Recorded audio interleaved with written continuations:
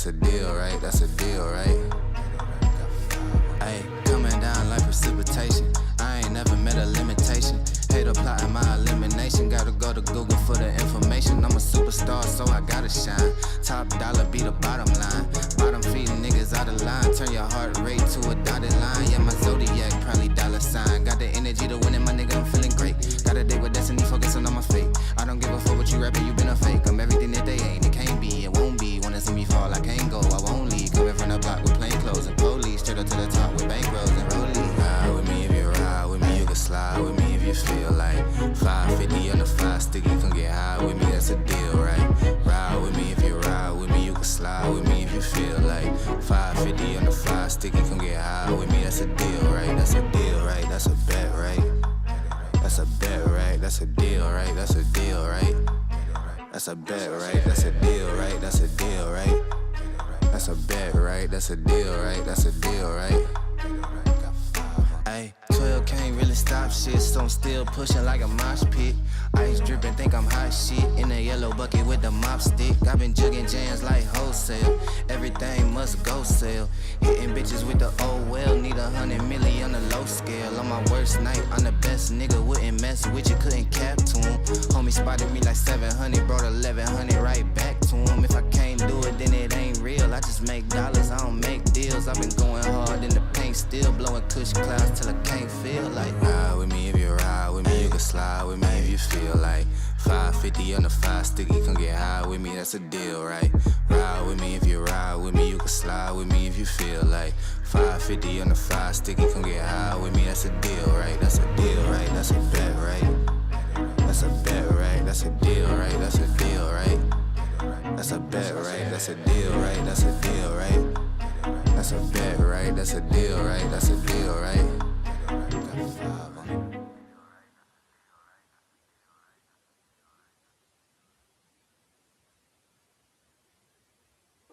Shooting out the gym, got 100 on your head. I was born to trapper, I was always by my bread. Robbers out the Benz, I ain't even got the tags.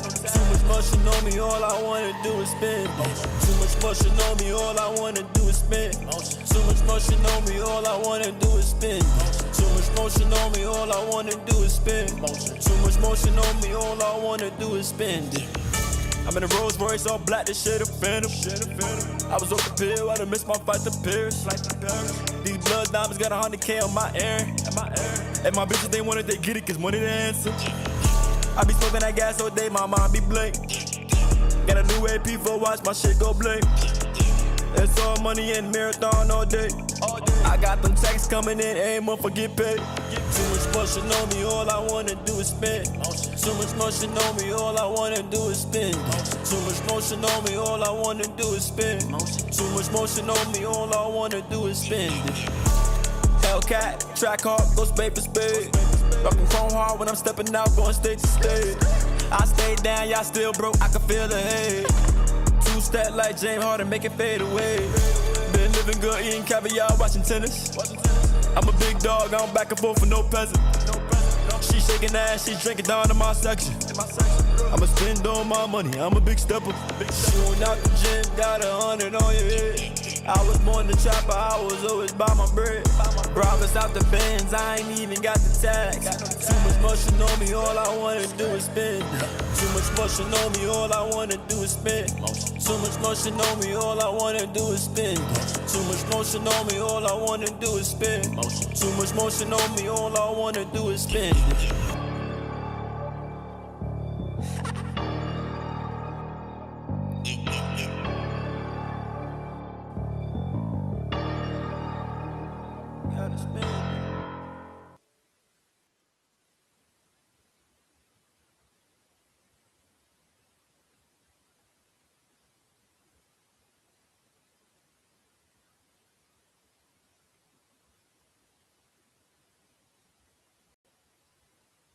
I said it really ain't no pressure, yeah.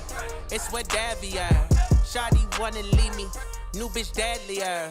Pockets heavier, Tryna reach that top when I own my spot and I'm finna break barriers, break barriers, break barriers. Ain't too many play fair with us. I don't wanna hear what they telling us. Fuck niggas hating they jolly us, they jolly us, they jolly us. Need new friends, no enemies. Nobody stealing my energy.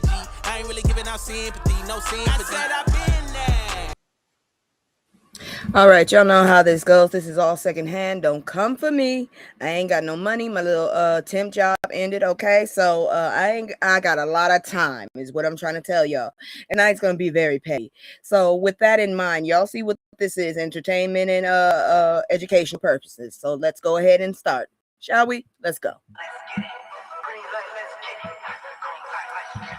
Green light, let's get it. I'm the future, I'm in it. Check score, I'm winning. Green light, let's get it. I just win. I'm on 10. Hey y'all, how you doing? Hey Terry. So anyways, welcome. How y'all doing? I'm Kisu. Look at this. Hello, motherfucker. And Hello, it's me. and of course. So anyways, we gonna go ahead and jump into this. I done finally figured out why it was taking me so long to do all these stories, because I used to get out of here early. This motherfucker done decided to add shit when I didn't ask. I mean, I've been in a fight with Chat GPT all freaking weekend. It's been ridiculous. Anyway, so let's go ahead and look at this shit, because it's ridiculous. So what the hell? Oh yeah, I forgot. God dang it, I thought I had everything. I had everything and I forgot one thing. So here we go. Give me a second here. Can't believe I forgot that. All right, there we go. So Jay-Z uses Roots Picnic freestyle to address Drake, Kanye West, Nicki Minaj, and more. These people seriously need to hire me because I see a grammatical error already.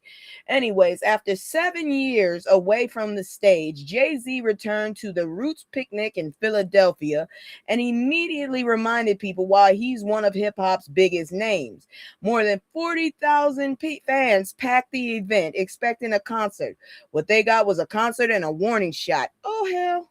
The biggest moment came during a surprise freestyle where Jay-Z responded to years of criticism from Drake, Ye, Nicki Minaj, Dame Dash, Jaguar Wright, and pretty much anybody who had something slick to say. Now, I don't know if Hove had been holding those bars in a notes app for months, but that man sounded like he'd been waiting. He defended his family, challenged critics, and made it clear he has no plans to quietly fade into retirement. At 56 years old, he's still commanding massive crowds and headlines. The night also featured appearances from Freeway, Benny Siegel, Memphis Bleak, Meek Mill, and Jasmine Sullivan, who I heard you lost a lot of weight, but I don't have time to be sitting up there looking at a woman in a swimming suit right now. Anyways, they was giving fans a heavy dose of Rockefeller nostalgia. By the end of the show, Jay-Z admitted he missed performing. Honestly, judging by the crowd reaction, Philadelphia missed him too. Now, I look, see, sometimes you need to shut your ass up. People come back and get your ass real quick. So, like I said, you know, especially them old heads, they'll let you play around just so long. What did my mom say? They'll give you so much tape, so much rope till you mess around and hang yourself. And apparently these idiots decided that's what they was going to do. Now, this is a rare thing, but I didn't know how many stories I was going to have. I didn't know how long this shit was going to be because like I said, me and Nova been fighting. Yeah, well, she went, go ahead and look at her. I heard she lost, I saw a story, but I didn't pick it because, you know, right now I'm about, you know, warning us, you know, I'm a little bit on that anxiety level. But yeah, I heard she lost a lot of weight. She looking good. And somebody made a comment talking about, I hope she still had that fat voice. I think that was rude. But anyways, here we go, because there's another story coming up that I'm just sitting up here like, well, he tried to do it. Look, I don't really rock with people that were child stars that had a silver spoon in their mouth and trying to rap. I'm sorry. Rap came from oppression. That's how I see it. And if you doing stupid shit like this, well, I don't know what else to tell you. But look at this shit here.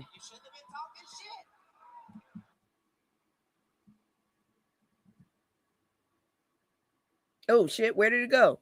I thought I turned that one over. Shit. Anyways, okay, so sorry, but here's why Drake will never compare to Michael Jackson. The hair structure is not all there either. This man had baby hair. Why did he have all that baby hair? See, now I know where that shit came from. Now I know. Looking at his face clearly, now I know. Ooh, he was ashy that day. I don't know why they put that picture up there. They were wrong for that. Anyways, Drake has officially broken a record once associated with Michael Jackson, earning what is reportedly as his 14th number one song and becoming the male solo artist with the most chart-topping hits. Are you serious? I ain't heard shit that he's done. What? Really? Uh-uh. Lord have mercy. Anyways, that's a huge accomplishment. I don't believe this shit. No matter how people feel about Drake, 14 number one songs is not an accident. The man has dominated streaming, radio, and social media for years. But the celebration quickly turned into another internet argument. Some fans say Drake has surpassed Michael Jackson statistically. Others say numbers and cultural impact are two completely different conversations. Look, god dang it, this bastard need to go sit down, okay? He don't know nothing about struggle. Sit your fake ass down, please, because I don't know what the hell what's going on in your head. Anyways, Michael Jackson wasn't just popular. Look, god dang it, even the white people loved him, okay? He was embraced in every place, okay? He wasn't just popular, he was a worldwide phenomenon whose music videos, dance moves, and image became part of a global culture. Albums like Thriller, Bad, and Off the Wall remain legendary decades later. That's what I'm saying. I honestly don't care about Keisha. If you love me, shut the hell up, god dang it. Meanwhile, Drake's supporters argue that every era measures success differently and that streaming records deserve respect too. Dude, I don't hear nobody in Japan rapping your shit, okay? Sit your Canadian ass down, god dang it. Honestly, both artists can be great without turning every achievement into a versus battle. Drake made history. I don't know how. If you haven't noticed, I am not a fan. Michael Jackson remains Michael Jackson. Everybody can relax now, okay? But seriously, he need to sit his ass down. What the hell? Oh, Lord, no. He done got too much of himself. I don't believe, from what I heard, that damn triple record sucks. So how the hell is he being a number one streamer, please? Could someone please tell me how he... Woo, Lord, have mercy. This man done got my blood pressure up. I just got me some hibiscus tea, which is supposed to get rid of your LDLs. That's a little tip for you. But then here he comes. Got me just annoyed as hell. Michael been saying, that's what I'm saying. This bastard was in a soap opera.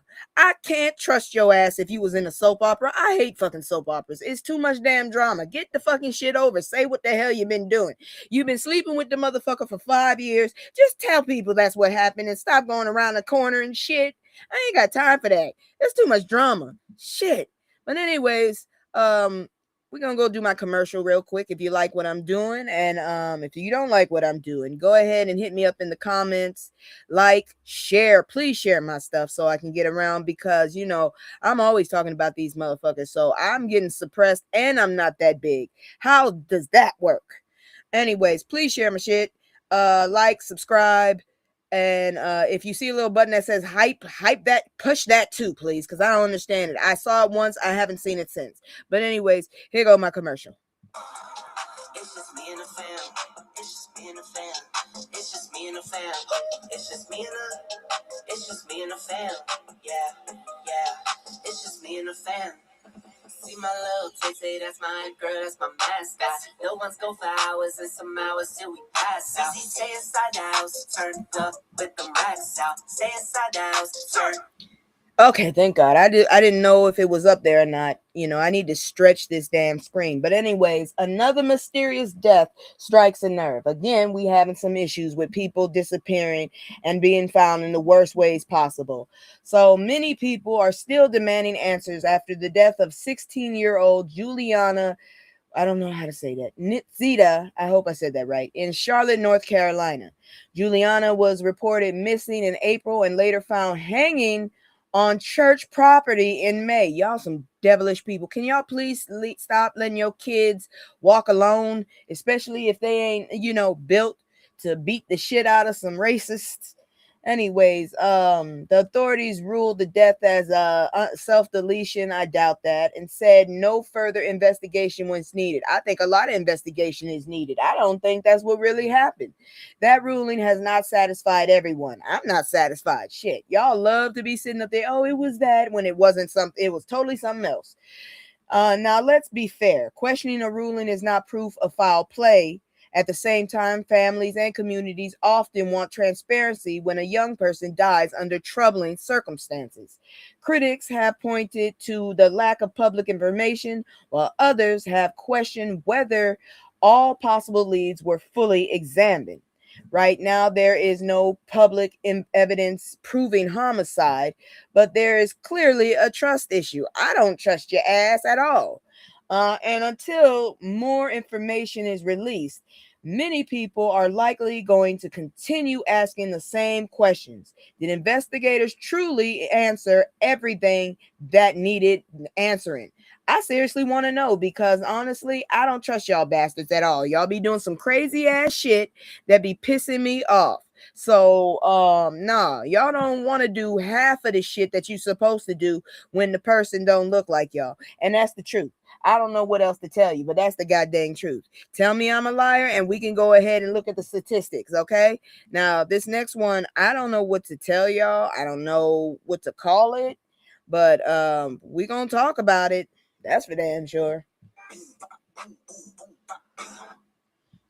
All right, so why more people need to be talking about the black kid in Mackenzie Shirilla case. I ain't never heard of that case, but once again, I got rid of Netflix. They were taking too damn much out of me. How the hell is it that you pay almost $30 for two people? That don't work. Anyways, Netflix documentary The Crash is getting attention for revisiting the 2022 crash that unalived Dominique Rousseau and Davian Flanagan, while leaving driver Mackenzie Shirilla as the sole survivor. Shirilla was later convicted in the case, but viewers have noticed something. Davion Flanagan's story feels almost secondary, despite the fact that he also lost his life that night. Friends and family describe Davion as kind, athletic, and somebody who genuinely connected with people. After a football injury changed his plans, he hoped to become a barber and eventually own his own business. Well, that's still a good idea, being your own person. Instead, his life ended at in a tragedy that had nothing to do with choices he made. His family later created a scholarship fund to help future barbers pursue their dreams and keep his memory alive. And honestly, that's what hit me. Behind every headline is a person who had plans, goals, and future. Davion deserved more than being remembered as the kid in the back seat. Man, I don't know what did it happen. I need to go look this up. Hold on, let me go see my phone real quick and see if I can. What you doing, Mavis? You still over there, huh? Mavis just sat up there and she done became like Spider-Man or Batman. She just pops up every fucking where and you don't be expecting it. Good grief. And then she's smaller than her sister, so you know. But let me look this up because I don't remember this. The 2022 crash. Shirilla. Y'all see the name? Don't come at me like it, because I'm just sitting up here. I'm trying to figure out what happened all the way. Okay, here we go. So basically on July 31st, 2022, a 17-year-old Mackenzie Shirilla, that's who that is, okay, drove her Toyota Camry into a brick commercial building in Strongville, Ohio at 100 miles per hour. The high-speed crash instantly unalived her and two passengers, her 20-year-old boyfriend, Dominic Rousseau, and 19-year-old friend, Davion Flanagan. Initially, it was treated as a horrific accident. I want to know, why did she run her why was she going that damn fast? What the fuck? Anyways, the vehicle's black box had data. I did not know vehicles had black boxes. Y'all might want to check your vehicles now. revealed the accelerator was floored for 5 seconds leading up to the impact with no steering corrections or attempts to brake. Prosecutors also cited toxic relationships. I'm not either. Girl, I did not hear about this before. Toxic relationship. Let me see here now. It's always a toxic relationship. These young people need to just stop driving. Shit. Something wrong with these people. Anyways, a toxic relationship and a dry run Sharilla allegedly made in the area days before. So this heifer was just planning this shit. It is interesting though. How the hell is it the person in the back is gone, but your ass was in the driver's seat? Your ass should be the first one to be gone. What the hell? That doesn't make any fucking sense. But anyways, that's so sad, and that's what happened. And real talk, that poor man probably had he had a lot of potential, and y'all know how I feel about potential. God dang it. Just getting rid of all our people. Moving on. So I reported about this dude before, and apparently all the work he done did for this area, he's still going to jail. God dang it. So this what had to do with ICE. All right, so ex-superintendent of Iowa School District sentenced to 2 years in prison for falsely claiming to be U.S. citizen. So you're going to arrest him instead of deporting him. That makes no sense to me. The former superintendent of Iowa's largest school district has been sentenced to 2 years in federal prison after being convicted of falsely claiming U.S. citizenship and illegally possessing firearms. Are you serious? Y'all some petty ass bastards. Ian Roberts spent nearly 2 decades building a career in education and eventually became one of the highest profile school leaders in the state. At the time of his arrest, he was earning nearly $287,000 a year. Damn, he was paid.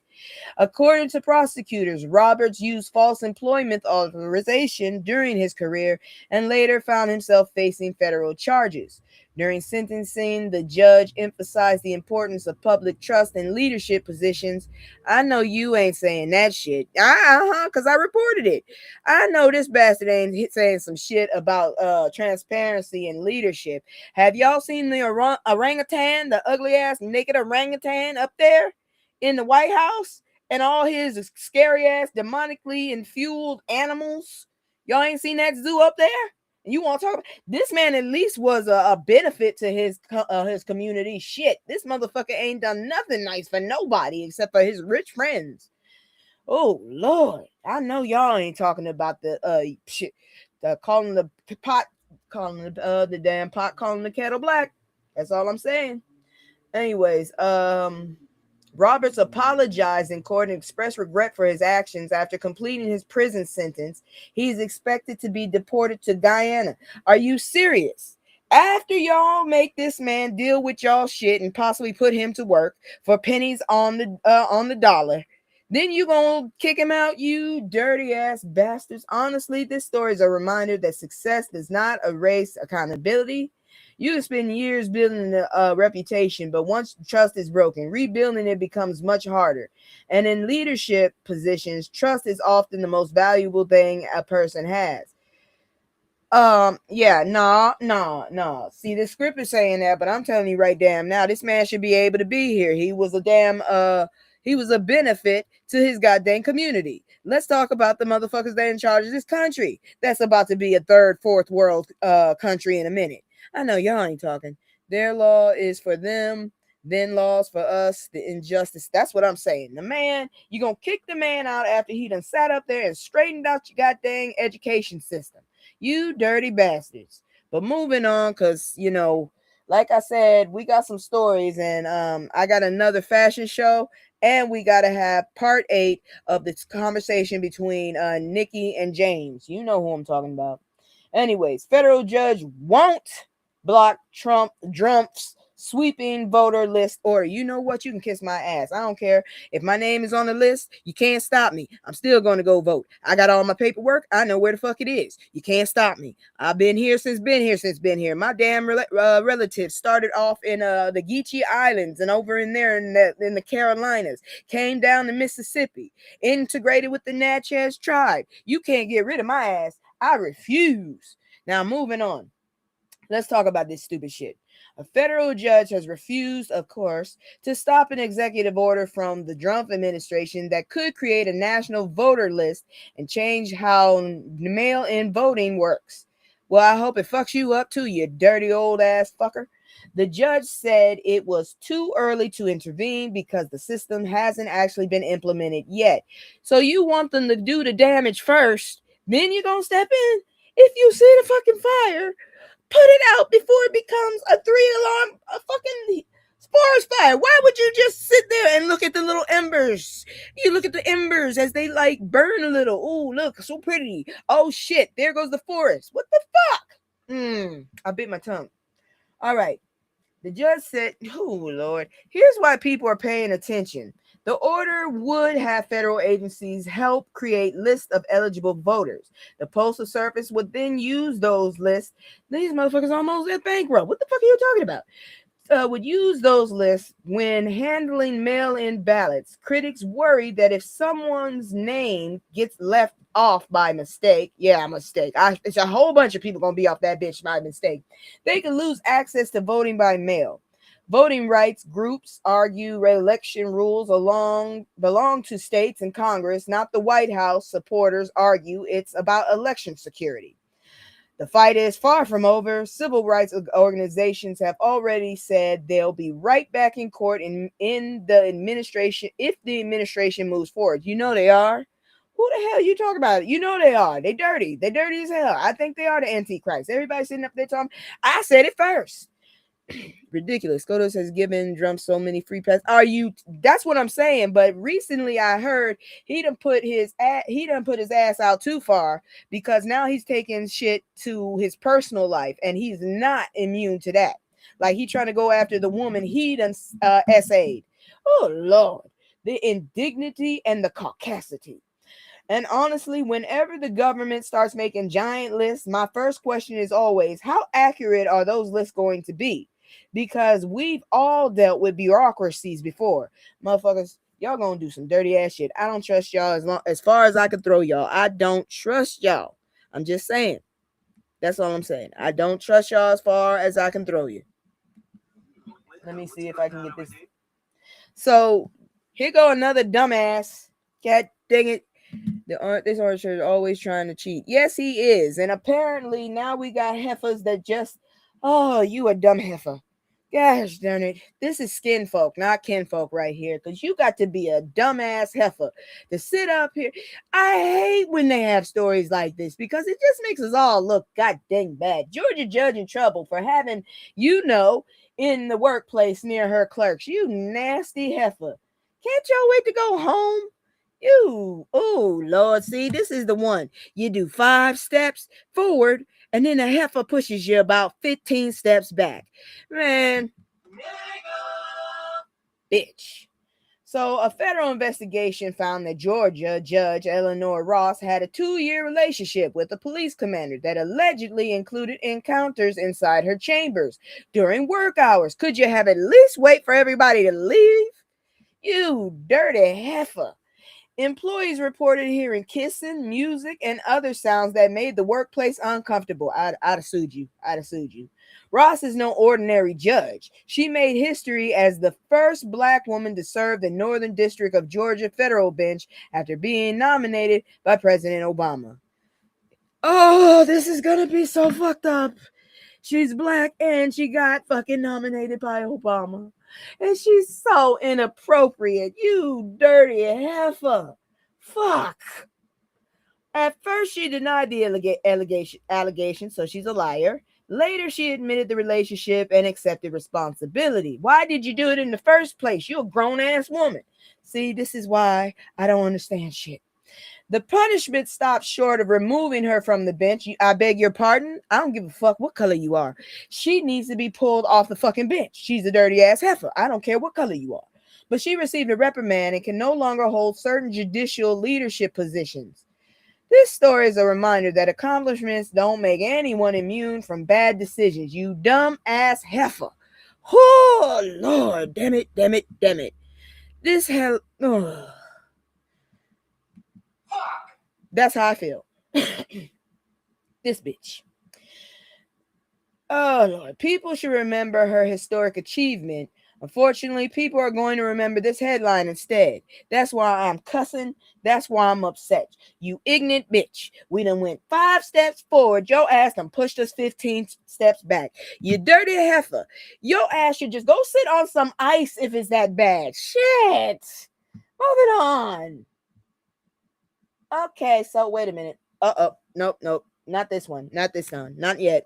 This is a part of Terry's favorite thing. You know what time it is. Because these motherfuckers keep playing. Wait. Let me check to make sure. I don't want to start it early. Oh yeah. Hold on. Let me check one more time. Uh-huh. Well, I mean it could, but nah.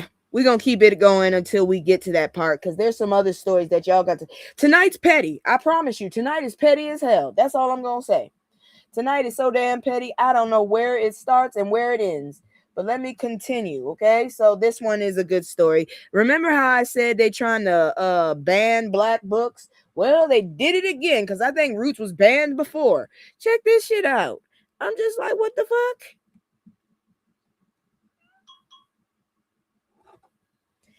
Surprise new development after Knox County schools added Roots to banned book list. Oh Lord, I promise you they don't ever learn. So hold on, where's my story? You dirty motherfucker. I promise you I hate when they do this shit. See, my damn story's missing. All right, I'm gonna have to go and ask this bitch because I told you I've been fighting with Nova all goddamn day. It's ridiculous.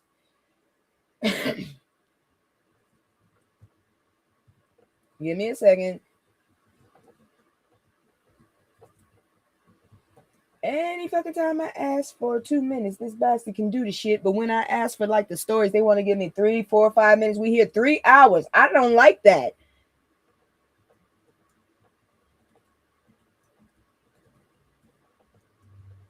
Hold on. So lately, and this should be, y'all need to, if somebody knows somebody, y'all need to tell it. Because AI is doing its own shit. No matter how many times you ask that motherfucker to stop doing it, it's doing its own shit. So that's already a prelude. I'm letting y'all know right ahead. Because that was annoying as fuck for me.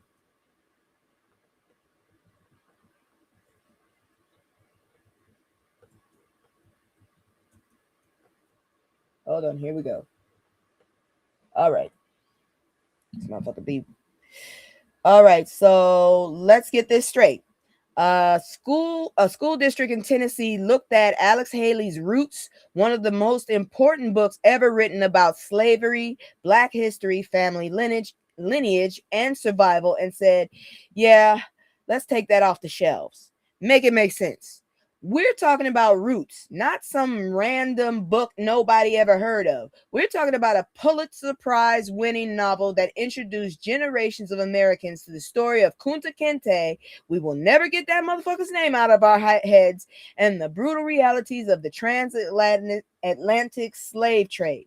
This book literally changed how people understood slavery and even inspired folks to trace their own histories. Roots was first published in 1976 and became one of the most influential works in American culture. Let me stop for a second. Roots is also the one movie my mama can't watch because if she watches this, she's gonna punch a mayonnaise person. I'm just saying.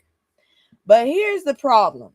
How are students supposed to learn about hold on, give me a second. The horrors of slavery if every honest depiction of slavery gets labeled too inappropriate? Slavery was inappropriate. The violence was inappropriate. Families being ripped apart was inappropriate. History isn't supposed to be comfortable. It's supposed to be truthful, and the truth is never comfortable. Even Alex Haley's grandson called the decision short-sighted, and free expression advocates argue that removing books like Roots takes away opportunities for students to understand America's past in a meaningful way. They want to erase us and our history. Exactly. And we the one that, do you know much how much wealth y'all asses got? Whoo. Anyways, and let's be real. Every time these conversations happen, it feels like somebody wants the benefit of history without the discomfort of learning it. You can't say you want students educated while removing some of the very books that explain how this country became what it is today. And I keep asking y'all, when the hell were we ever great? Because if roots is too much history for the library shelf, what history is are you comfortable teaching? Because I just found out that damn fucking Washington was so fucking petty. He chased a damn woman damn near half his fucking life and hers just to try and get her back under control. Bitch, she didn't want to be around you. Your ass had probably some of her family's teeth in your mouth, you dirty fucking bastards. This shit is disgusting. I mean, when you really read shit, you learn shit and life becomes boring or just traumatic. I'm just letting you know. Life becomes traumatic and then some. That's all I can say. All right. See, I'm still missing stories. See this bitch right here? I asked this motherfucker several times for the stories, and the bitch is putting stories in different order too. Bitch, I hate you. All right. So, man, I don't know what to tell you. This motherfucker pissing me off, moving stories around and shit. I know damn well what the hell I did. Anyways, here we go. Give me a second here, because they just fucking around with me. Fuck. Let me go ahead. This is an update, by the way.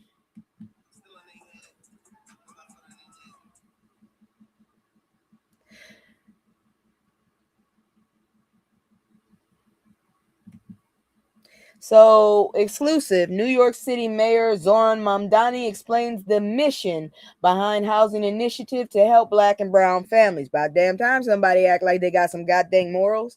Now, New York City Mayor Zoran Mamdani has announced a housing initiative called Block by Block, aimed at tackling racial disparities in housing and affordability. The plan focuses heavily on communities that have experienced displacement, rising costs, and poor housing conditions. Can we get this shit in Massachusetts, please? A major piece of the proposal includes a $5.6 billion investment in public housing, one of the largest commitments made by a New York mayor in decades, and it's probably well deserved and needed. The administration argues that housing inequality and systemic racism are connected and points to the decline in New York's Black population as evidence that affordability has become a crisis. Man, if you got a city with no Black folks, can you call it a city? It's kind of shitty after that. I'm just saying. It's kind of shitty. Where the hell was I? Because y'all got me going left and right and then some, and I don't know where the fuck I'm going at the point. Where was I? All right, here we go. Now, the plan also includes stronger tenant protections and efforts to hold negligent landlords accountable. My damn landlord has said about 15 times that he was going to paint parking spots. We ain't got a parking spot yet. I'm just glad motherfuckers don't park behind me. Yes, good luck, Zoran. Maybe these motherfuckers can learn from you that it's all right to treat people like people. Now, here's the real question. Will this actually keep families in their neighborhoods? Because press conferences are easy. Affordable rent is hard. That's what residents will be watching over the next few years. And I hope if this works, motherfuckers try to do the same thing and stop trying to get over everybody. I'm sick of this shit. Moving on. Let's see if this is the right one. You know what? I'm so tired of this. Okay, I think this is the right story because I mean, these motherfuckers to move my shit around. Why young Black politicians need the old guard's playbook to win over Drumpf. So y'all need to work together. I mean, you old as fuck. Can you please retire? What is the thing with these old motherfuckers staying in office when they need to sit your ass down and let the future move on? God dang it, this ain't your time no more. Shit. You don't see me sitting up there trying to get the youngins. I know my time is over. I'm not in my prime. Shit. Apparently, some people have decided the newest political debate is whether Black leaders of different generations can work together. The target this time, House Democratic leader Hakeem Jeffries and Congressman Jim Clyburn. According to some commentators, we're supposed to believe there's some huge age-based conflict brewing between them. I don't think there is, but what I will say is I'm sad to say I think Clyburn probably is more aggressive than Hakeem. Hakeem, I think he's a double agent. All right, so most of the arguments exist online more than it exists in reality. The article points out that Congress is getting older overall because y'all asses need to retire. The average member is nearly 59 years old, while the average American is much younger. That's a little legitimate conversation, but trying to turn every relationship into a generational war is something different.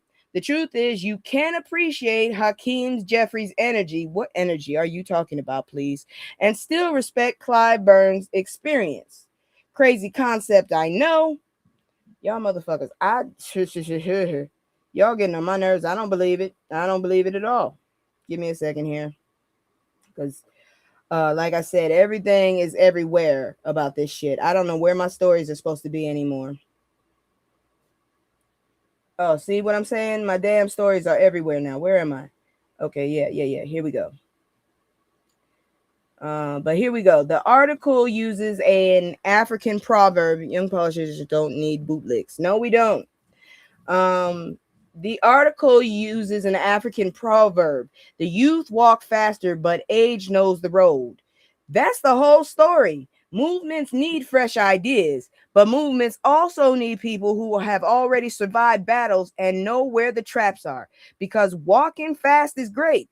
Walking fast in the wrong direction, not so much. So that's all I'm saying about that shit. I mean, work together. Sit your ass down, but then you could be an advisor to these motherfuckers. Shit. But get your ass out the way. Because some of y'all are making the wrong fucking decisions from the wrong fucking era. And it's getting on my damn nerves. That's all I got to say.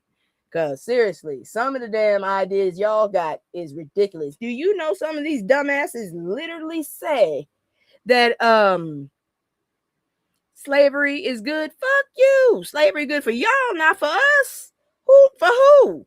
Anyways, it's time now. Now it's time for playing stupid games and winning stupid prizes. Y'all know what it really is, but my mom always said that to me. She said, "You keep playing stupid games and winning prizes," or she said, "Ask silly questions, get silly answers." They were not silly. They were kind of insulting. I don't want this second. I want this. I'm running my head way. I'm alright. I've been moving like a hot. Now, I don't know if this dude is related to me. If he is, I'm so embarrassed. So, Mom Donnie names New York NYPD whistleblower Edwin Raymond as New York City's new sheriff after firing controversial former sheriff. Give me a second. So New York City Mayor Zoran Mamdani has appointed Edwin Raymond as the city's new sheriff, replacing Anthony Miranda after years of controversy surrounding the office. Oh, Lord, I hope he ain't related to me. Now, here's what makes this interesting. Raymond isn't your typical law enforcement pick. He's a former NYPD lieutenant who became famous for blowing the whistle on alleged arrest quotas that he said unfairly targeted Black and Latino communities. He even sued the department over discrimination claims. After leaving the NYPD, he wrote a book, ran for office, and became a well-known voice for police reform. Mayor Mamdani says Raymond represents accountability and public trust. Raymond says integrity matters and thanked supporters who stood by him through years of controversy. Whether people agree with him or not, it is rare. Give me a second. I done fucking messed up my damn script again. I told you, because before I was actually reading from the newspapers and shit, and people were like, that's boring. So then I had to, get a script made. I ain't got time for that. So anyways, where was I? Okay, so whether people agree with him or not, it is rare to see a whistleblower end up running something instead of getting pushed out completely. That's probably why this appointment is getting so much attention. And it's needed. We need more whistleblowers the way this shit is made up. Fuck. God dang it, y'all. We need them. Shit. I know back in the day we was told not to be tattletales and all that stuff and snitching and shit, but maybe we need to snitch now because this shit is ridiculous. Did y'all see this dumbass literally try to sue himself for $10 billion? Whew. All right, so lawsuit accuses federal agents of targeting police watchers in Memphis. Hell yeah, we gotta watch y'all asses. Shit, y'all do all kind of crazy ass shit, like what you did to that poor man. Don't think we forgot. The ACLU of Tennessee has filed a federal lawsuit against the Memphis Safe Task Force, I don't believe them, accusing officers of harassing, surveilling, and retaliating against people who recorded police activity in public. If you ain't guilty, you shouldn't be scared. Several plaintiffs claim they were followed, detained, or intimidated simply for observing arrests and documenting police actions. Do your damn job right, and then people won't fucking do this shit to you. One person says they were even tackled and jailed despite not committing a crime. The task force was created after federal crime initiatives sent thousands of personnel into Memphis. Federal officials point to thousands of arrests and reductions in crime as evidence the operation worked. Critics say that that's not the whole story. They argue crime was already dropping before the operation and that aggressive policing has created fear in neighborhoods that already have strained relationships with law enforcement. That means you pushing motherfuckers to actually get froggy, okay? The lawsuit also challenges Tennessee's HALO law, which limits how closely people can approach officers while recording. Now, the courts will decide where public safety ends and First Amendment protections begin. And that's a fight a lot of cities are watching closely because I'm telling you right now, I'm not living in a fucking police state. Fuck y'all. We don't need to be the USSR Part 2. I'm serious. I ain't got time for that shit. Seriously. And now another Mom Donnie story that apparently I'm giggling about because of the whole fact he's trolling these motherfuckers. Again, this keeps happening. Hold on. Let me go back. Back. Nope. There we go. And now I got to make it big again. God dang you. All right. So New York City Mayor Zohran Mamdani announces Doge. Social media appreciates the Doge trolling. I appreciate it, definitely. So Mayor Zohran Mamdani has launched something called Doge, the Commission on Government Efficiency, with the goal of cutting bureaucracy and making city government work faster. Yes, Doge. You already know people immediately compared it to Felon Muskrat's Doge, douchebag. The mayor says the mission is simple: speed up housing projects, improve transit, modernize city services, and stop government from moving like it's stuck in 1997 dial-up internet. You remember that shit? Whoo, girl, who you telling? Supporters say city government has too many barriers and too much red tape. Say it again. Critics say they've heard promises like this before. Meanwhile, some MAGA, if you want to call it the MEGA, commentators are furious that a progressive mayor borrowed a government efficiency concept after criticizing Muskrat and Drumpf. Honestly, shit, most regular people don't care what it's called. They care whether their services actually improve because no one can pay rent with a commission name. If that shit actually works, go for it. Because we already know douchebag didn't work at all. All right, now this one right here is Petty. I've been watching it. I even posted some shit on Twitter about it. I recently did it again because I need to stop first and ask, we've only been free for 161 years. Who the hell is celebrating this 250? I'm not celebrating that other fucking. The other years missing is slavery. I'm not celebrating that shit. Fuck you. Holla at me when you actually make 150 years we all was free. Bitch. I'm not celebrating none of that. Cause to me, this ain't the country for me. Fuck you. Shit, like I said, I'll celebrate independence December 5th, and I'll celebrate goddamn birthdays when we hit them where we've been free. How about this? How about we celebrate the 170th, okay? Or shit, better yet, we'll celebrate in 4 years, the 165th year of Black people being free. How about that? So the Great American State Fair was supposed to be a major celebration leading into America's 250th anniversary. My ass. Instead, it has become a lesson in reading the fine print. I really want to know why they were so determined to fuck up my childhood. Several artists announced for the event have pulled out after learning about political connections they say were never clearly explained. Exactly. Ain't nothing to celebrate for us. Shit. We ain't been free for 250 years. Among those distancing themselves are Morris Day. I had a crush on him. The Commodores, motherfucker, my childhood. Young MC, whoo, and Martina McBride. Some said they were told the event would be nonpartisan and later felt misled. One of the strangest moments, a representative for Milli Vanilli reportedly said they weren't even asked to perform despite appearing on promotional materials. At this point, only a handful of originally announced performers remain. What the fuck is up with Flo Rida? Is he still alive? Is this dude sick? Does he not know his name? What the fuck? Is he MAGA? Let me know. Because, I mean, he didn't make a whole lot of songs. He did make an impression in the early 2000s, but he didn't make a whole lot. I'm just saying. We really do forget you. And quite frankly, I hate your name because it sounds like Florida. And you know how I feel about that fucking state. At this point, only a handful of original performers remain. The organizers insist the event is about celebrating America and not politics. The artists leaving seem unconvinced. Why didn't you get Nicki? She's the MAGA. Why didn't you get Nelly?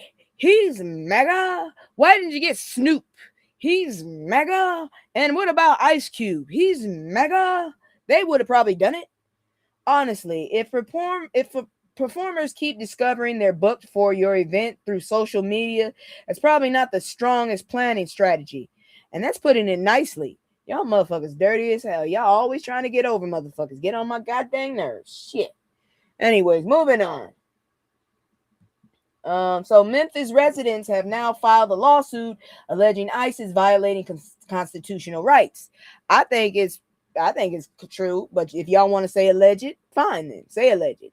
So Memphis residents are suing ICE, claiming federal agents have been harassing and intimidating people who legally record law enforcement activity in public. That's their right.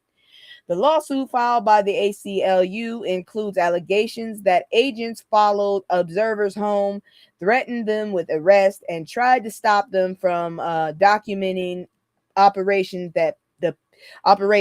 Bitch, you sitting up there harassing folks, okay? And they're keeping documents because y'all liars too. Y'all are some horrible liars. The people bringing the lawsuit say they aren't interfering with arrests. They're filming. They're documenting. And in many cases, they're helping families learn what happened to loved ones who were detained. Federal officials deny the allegations and say officers are acting professionally. No, the hell they ain't. Meanwhile, activists argue that Tennessee's HALO law, which requires people to stay back from police when ordered, is being used to keep cameras away from law enforcement activity. Don't y'all got Zoom? Get your asses in a safe spot and use Zoom. Now, the courts will decide whether constitutional rights are being violated because accountability and transparency are easy to support until someone points a damn camera at the power. Bitch. See? Y'all motherfuckers get on my fucking nerves. Now, here goes some story. I'm not sure if anybody heard about this one. This one is new as hell. I didn't expect it, but you will be surprised. Google engineer busted by DOJ, so I don't know if that's true because they're crooks themselves, for insider bet tied to DeForvid's unaliving case. Y'all bet on anything, won't y'all? Y'all some sick motherfuckers. Sick.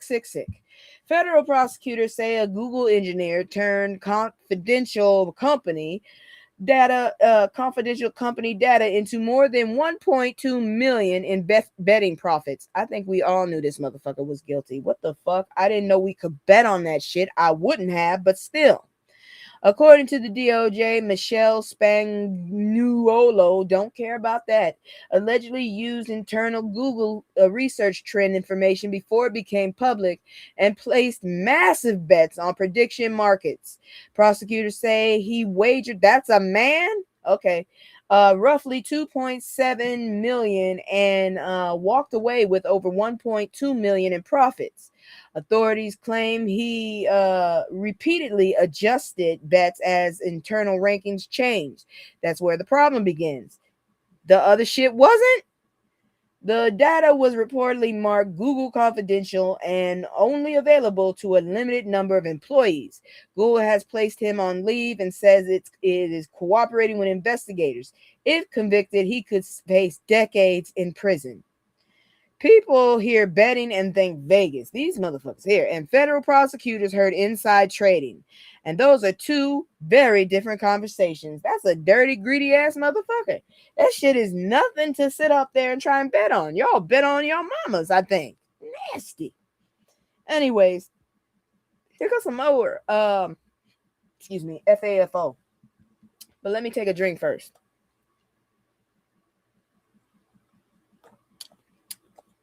Once again, hibiscus tea. I need to make some more. I need to wash my damn dishes. That's what I need to do. All right, here we go. Look at this ugly ass face. Make sure you see it, because this dude right here is on brand. Students for Drumpf, founder arrested for DA. Domestic. Yeah. Oh, yeah. These are all the good people, aren't they? These are all of the ones we need. Yeah, he do. That dude needs to be fired and serve time. And this jackass too, because I'm sitting up here like this. These are Drumpf's people. How the hell are these the cream of the crop? You got to be kidding me. If the bastard ain't mediocre, they fucking violent. And sometimes both. So Ryan Fournier, don't care if I said it right, co-founder of Students for Drumpf, has been arrested in Washington, D.C. following allegations that he assaulted a woman he was dating. I believe it. According to police reports, the woman alleged jackass struck her multiple times and made threats during an argument. Girl, you didn't strike back? I'd have came back with a weapon if the bastard was bigger than me. I got a whole bat next to me. Jackass has pleaded not guilty. Judges have issued a stay away order, and a court hearing is scheduled for July. What makes this story stand out is that this is not the first time this asshole has faced serious allegations. This is Drumpf's people. This is on brand. He was previously arrested in 2023 in North Carolina in a separate DV case, though those charges were later dropped. He also faced prior DUI-related charges. This motherfucker is great, ain't he? Uh-huh. And now let me say this, an arrest is not a conviction, but when somebody keeps finding themselves in situations involving police reports, courtrooms, and criminal allegations, people start asking questions, legitimate fucking questions. And those questions ain't going anywhere anytime soon, you dirty ass bastard. God dang it. If we can be shamed, so can these motherfuckers. God dang it. Jackass motherfuckers. Anyways, we ain't done. Let's keep moving. Now, this shit's gonna make you giggle. This one next. This shit, I smiled. I fucking smiled. Blue Origin rocket explodes during Florida ground test. So social media blows up too. I'm so glad. I'm so glad that it blew up, you fucking weird-eyed motherfucker. Yes, girl.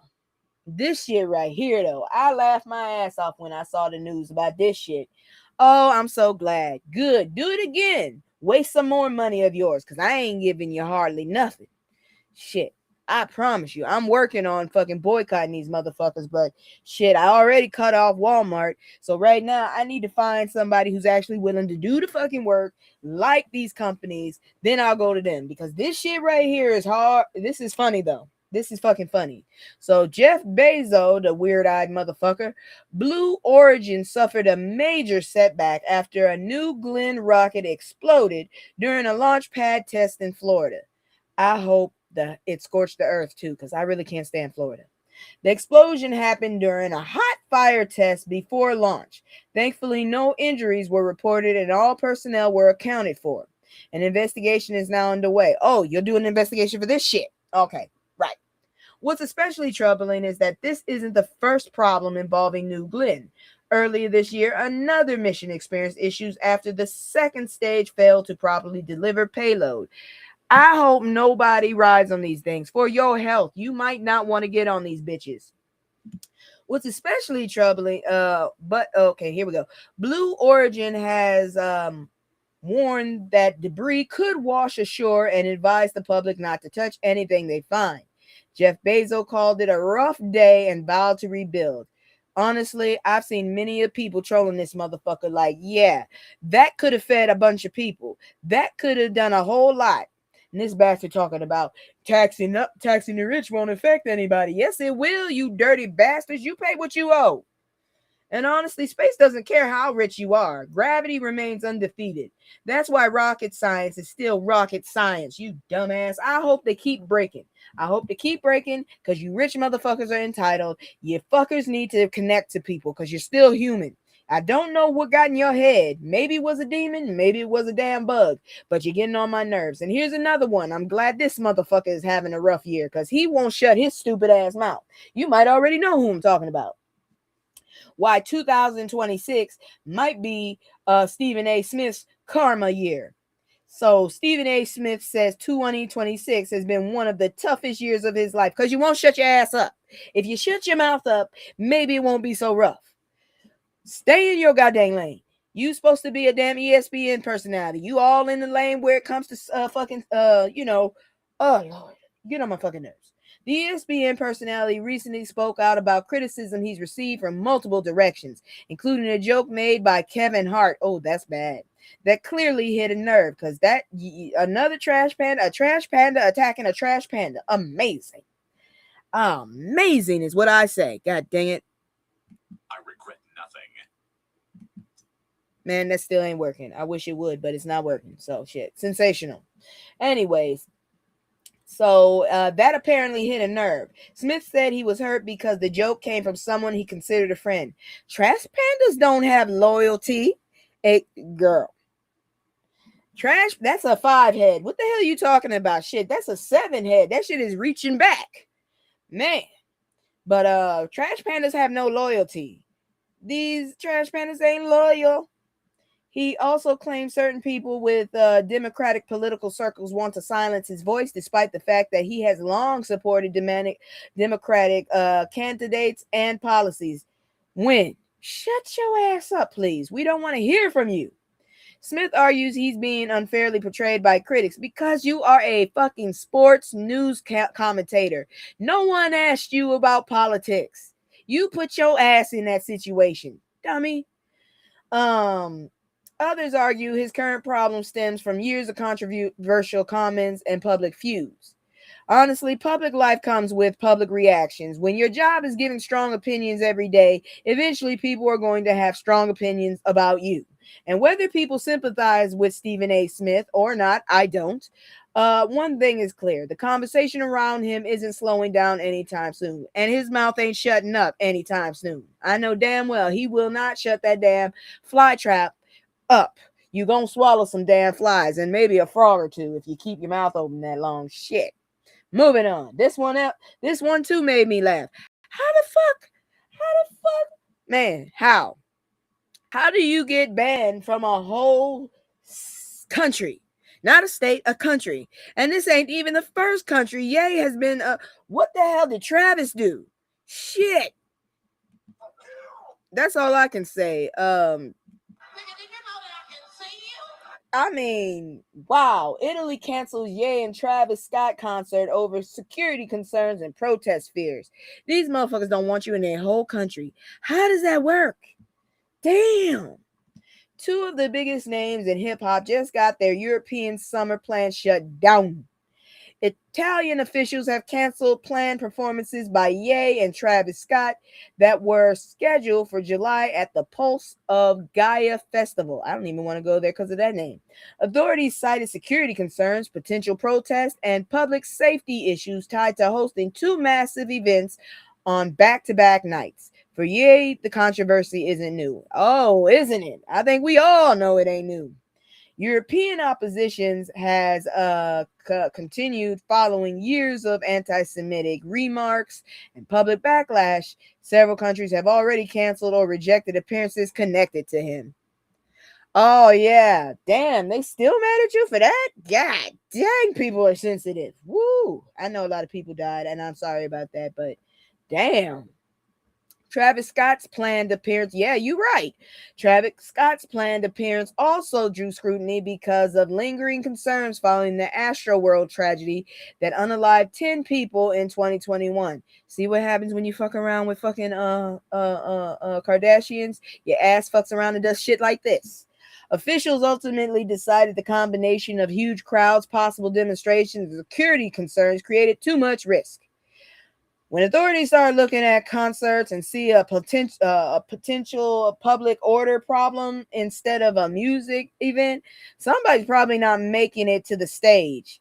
For now, one of Europe's biggest hip hop weekends is officially off the calendar. Lord. All right, so that's it for, that portion. We about to go and look at fuck around and find out. But not fuck around, but the conversation between Nicki and James. But before we do that, I want to go ahead and do a promo. Like I said, if you have the money, or if you are also in the area and you have the money, go check out 7 Days in DC, being held June 28th to July 4th, 2026. If you are interested, you can go check Political Drain on YouTube to find the channel and everything. Get involved, get your voice heard, because people don't seem to understand. When you do a protest, you got to have demands, damn it. You can't just be, stop it. You got to know what the hell you're fighting for and tell them motherfuckers what you want changed. Tell them what your damn demands are. Shit. Anyways, here go my commercial. If you like what I'm doing and you don't like what I'm doing, you have some recommendation, hit me up in the comments. Please like, subscribe, and share. Get my numbers up, get my word out. Please share. Because seriously, I need y'all to be paying attention what's happening before I forget. Please, yeah, like this motherfucker. So anyways, here go my commercial. I'll be right back. It's just me and the fam. It's just me and the fam. It's just me and the fam.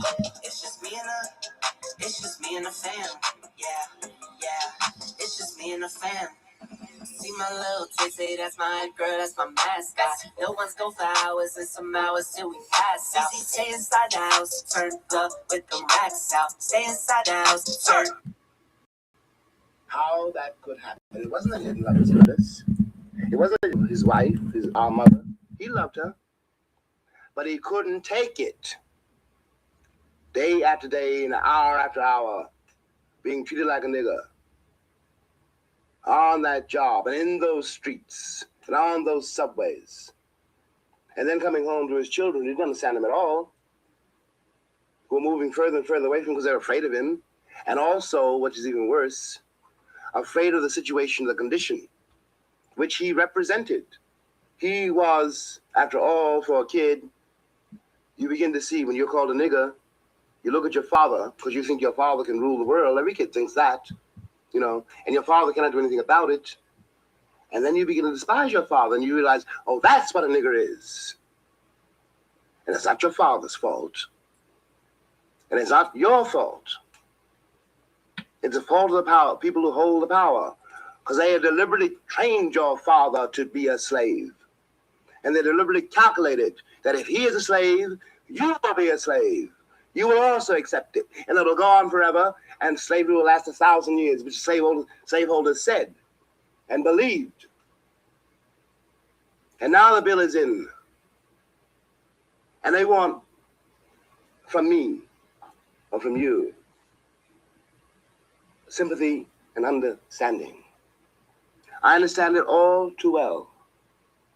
And I have all the sympathy in the world for that spiritual disaster. But I have no pity. The bill is in. We paid it. Now it's your turn. It's like a funny situation to be in, because like we were poor, but maybe unfortunately for somebody like me, not poor enough to relate to it.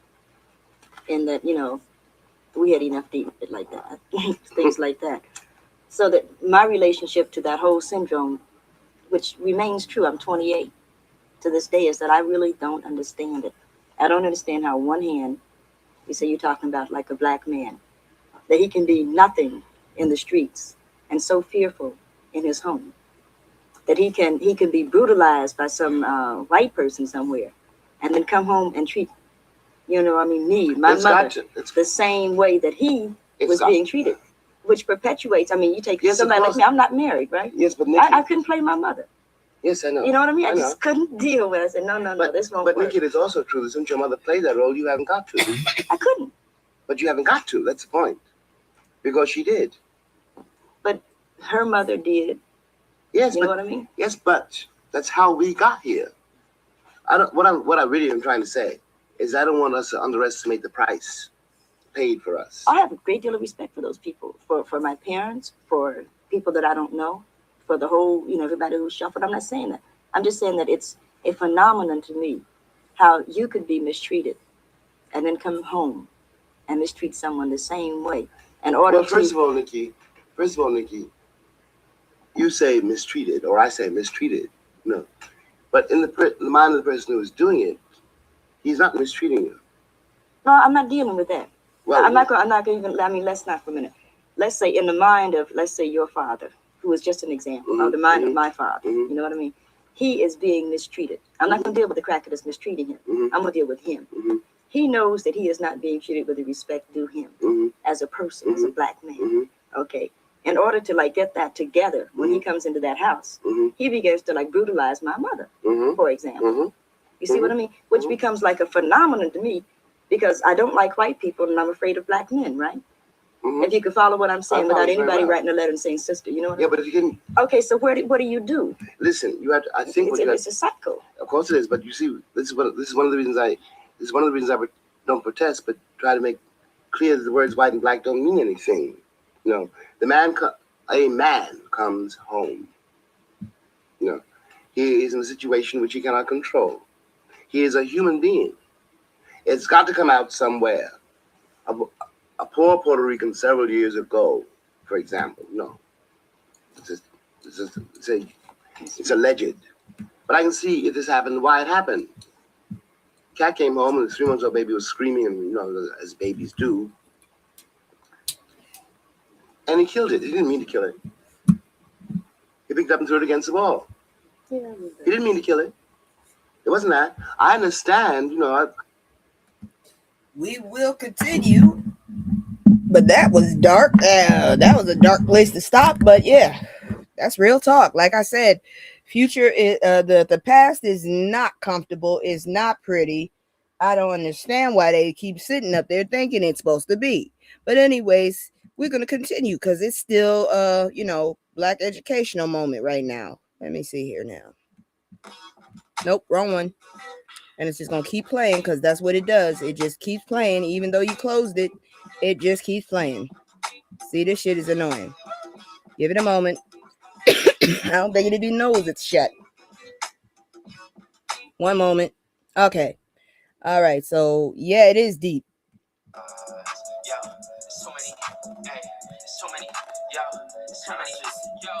Too many lies, look in my eyes, they know I'm the truth, knocking them down every time I step in the booth. We ain't got a lie, they know we the vibe, we living in proof. Young conscious, shoot my life a movie, I live in a spook. Ain't no sticking around, I'm on the move, I'm checking the deuce. Yeah, it's only us two, so we copping that coupe. We on the roof, smoking dope, look at the view.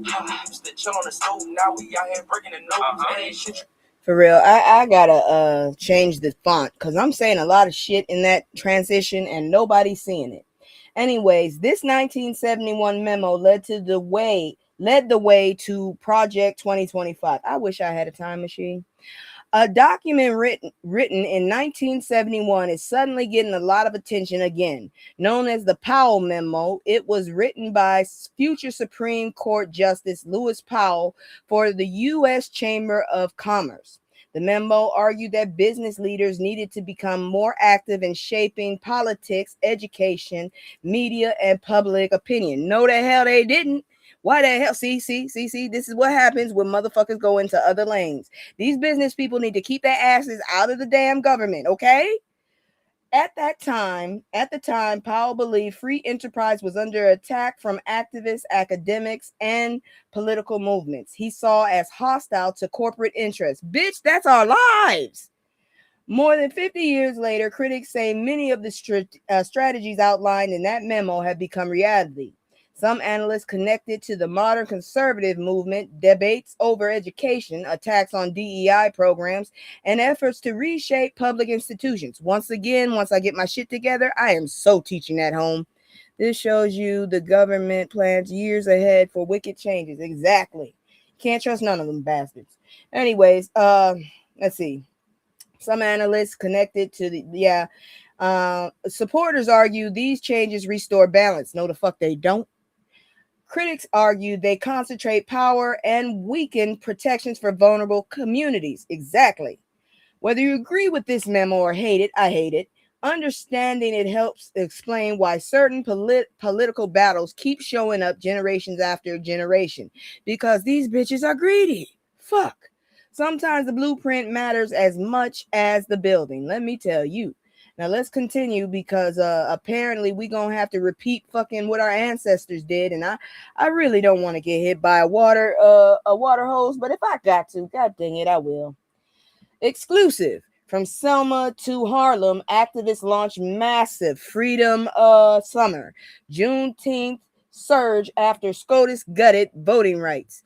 Please do this shit correctly. You need demands. If you're going to protest, have some fucking demands. Coalition of Civil Rights, Labor, Faith, and Community Organizations has launched Freedom Summer, Freedom Fall 2026, a nationwide effort focused on voting rights, civic engagement, and Black political power. The campaign takes inspiration from the historic Freedom Summer of 1964. Are we going to have to paint flowers on ourselves? I'm willing to do it. I have glow-in-the-dark paint. To mobilize communities ahead of the 2026 midterm election. Once again, if you know me and you know how I feel and you don't vote, you better not tell me. Because I swear to God, I'll block your ass. I don't care who the hell you are. I block my own, my damn paternal side. Don't think I won't do it to somebody else. Organizers are planning voter registration drives, community training, church events, civic education programs. Let's see here now. Direct action campaigns, Juneteenth mobilization. Supporters say the effort is a response to voting rights concerns, redistricting battles, and what they view as increasing attacks on democratic participation, which it is. The movements also build on recent events that drew thousands of participants and millions online engagement. Whether somebody agrees politically or not, movements don't survive because people tweet. They survive because people organize. That's the real challenge ahead. If I knew where the hell I was, I would organize. Because honestly, I'm not sure what the hell this place is really. I've only surmised it to about 2 streets. And if that's the case, I'm not coming outside. Fuck that shit. It's too small. Too small, too small. Now, this next story is some modern history. History in the making. So check this one out. How Nijari Kennedy, I'm gonna say Kennedy, became college softball's first millionaire player. That's what I'm talking about. My mom played softball. The only difference is a bigger ball, if you ask me. Texas Tech superstar Nijari, I hope I'm saying that right, Kennedy is making history both on the field and in the bank account.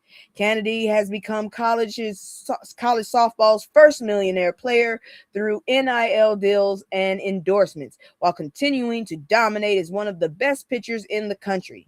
This season alone, she has a 21-4 record, which I don't understand, a 1.39 ERA, I still don't understand, 194 strikeouts, I understand that, opponents hitting just .142 against her. What the fuck?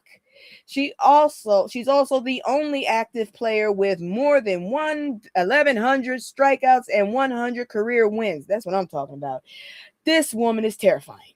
Off the field, she signed multiple 7-figure NIL agreements, endorsement deals, and even became the first college softball player with her own player-exclusive cleat.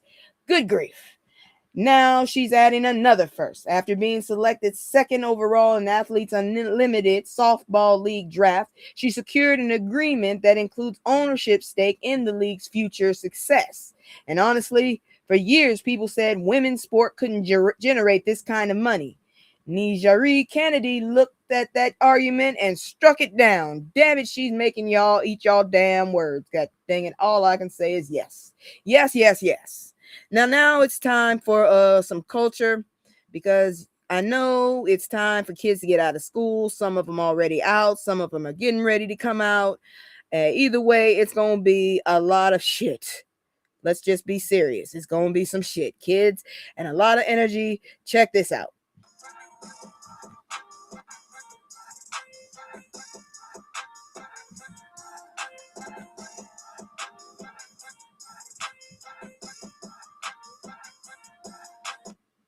Oops.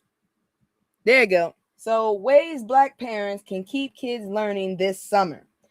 So, school's out. The weather is nice, and kids everywhere are preparing to forget half of what they learned during the school year. I've done it, and I'm still in school. That's called the summer slide, and educators say it hits many Black students particularly hard. The good news? Keeping kids sharp doesn't require spending your entire paycheck. For toddlers, simple activities matter. Trips to the park, splash pads, libraries, even counting groceries can help build learning skills without feeling like school. For school-age kids, experts recommend balancing fun with structure. Museums, camps. I got shipped off to camp after 11. Reading time and even 30 minutes a day of learning activities can help prevent academic backsliding. And then we have teenagers. Lord help us. Oh, Lord. Experts say teens need jobs, volunteer work, books, classes, or activities that keep them engaged beyond scrolling social media for 8 hours straight. Because while phones can keep a teenager quiet, they don't keep them growing.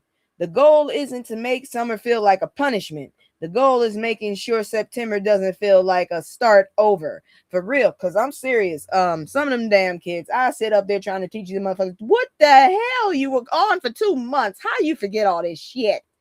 My Lord. Anyways, moving on to culture tip. We ain't done. Voices of Truth uses gospel music to build community and faith. And right about now, we need it because I'm pretty sure every one of us kind of think that orangutan is the devil.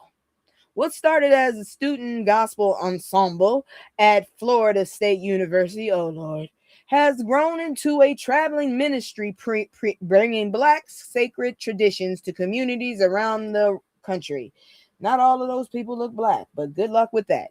The group Voices of Truth performs gospel music, spirituals, and other Black sacred works while focusing on mentorship, community, and faith.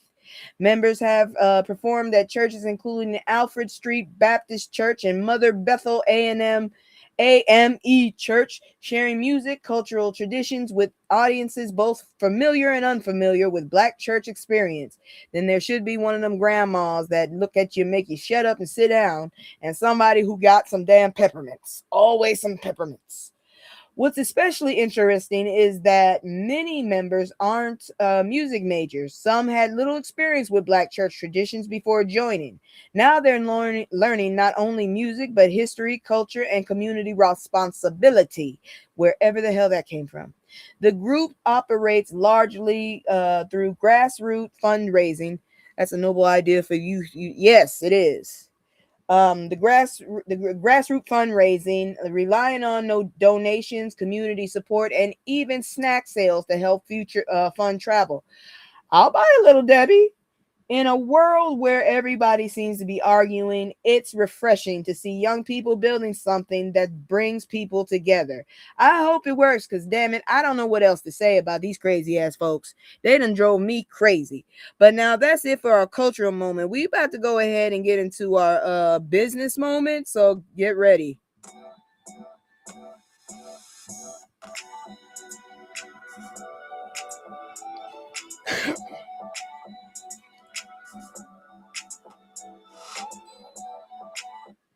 All right, so America's new Black Wall Street.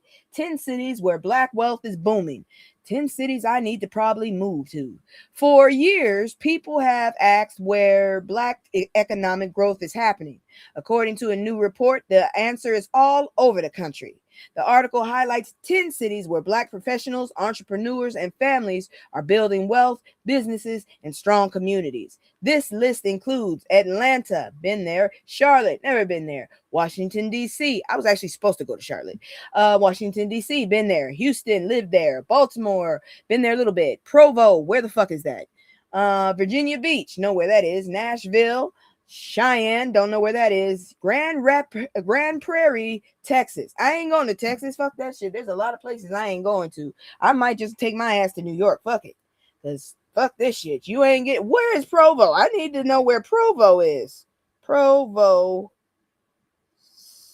It's in Utah. Man, it's in Utah. I ain't going to Utah, god dang it.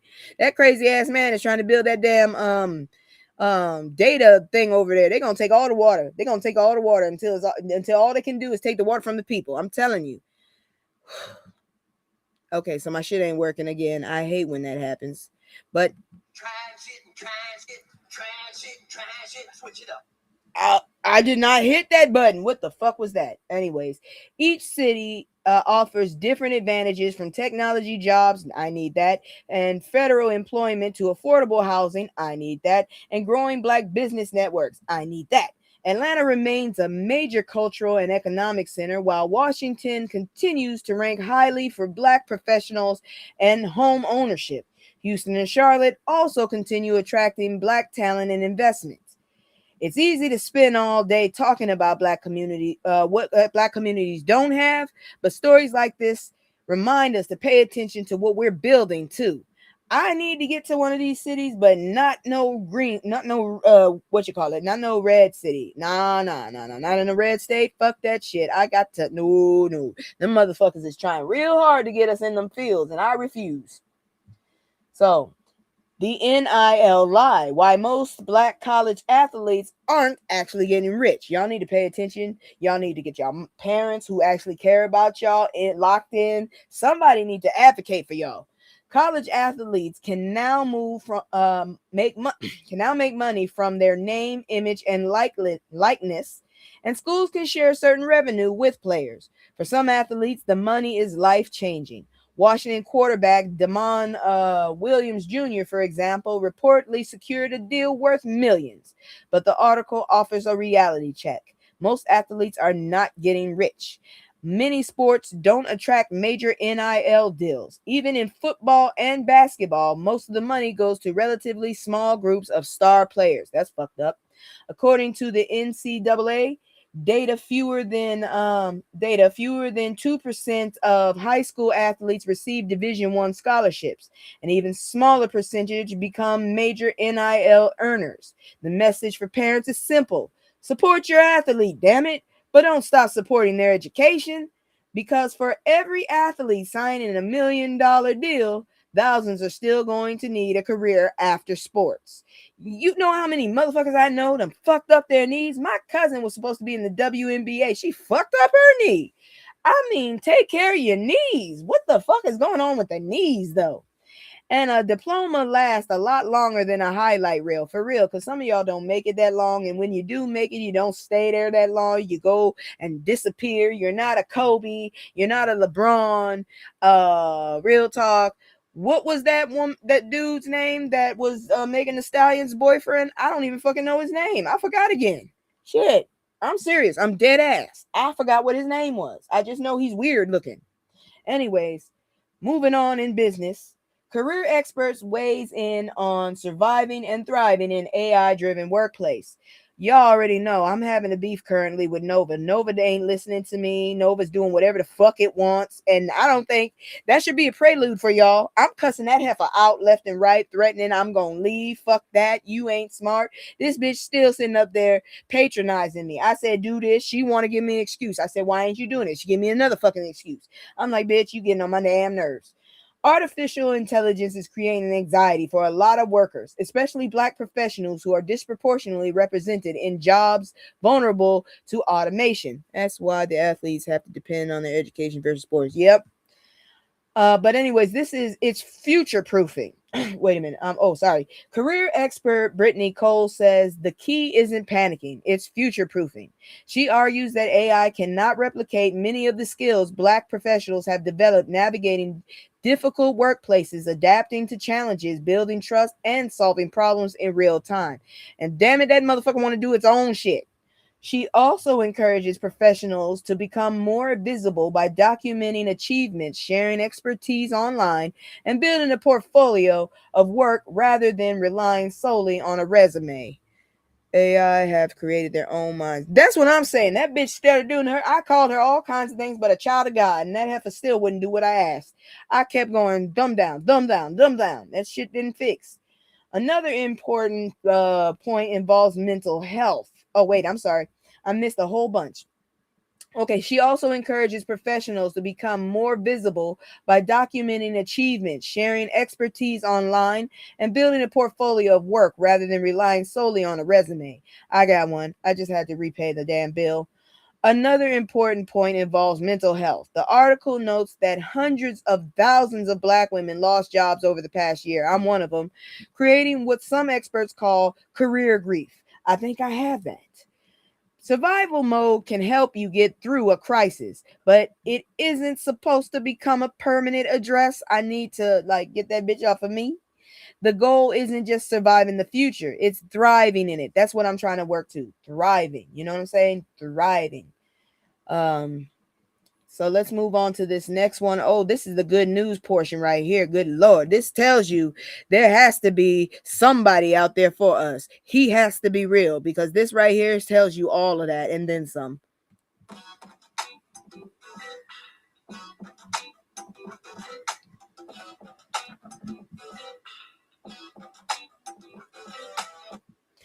Born at 30 weeks, these triplets weren't expected to survive, and now they have a reason to celebrate. You see them, I see them, you see them, right? I see them. 22 years ago, doctors warned Martine Morency that her triplet pregnancy probably wouldn't survive.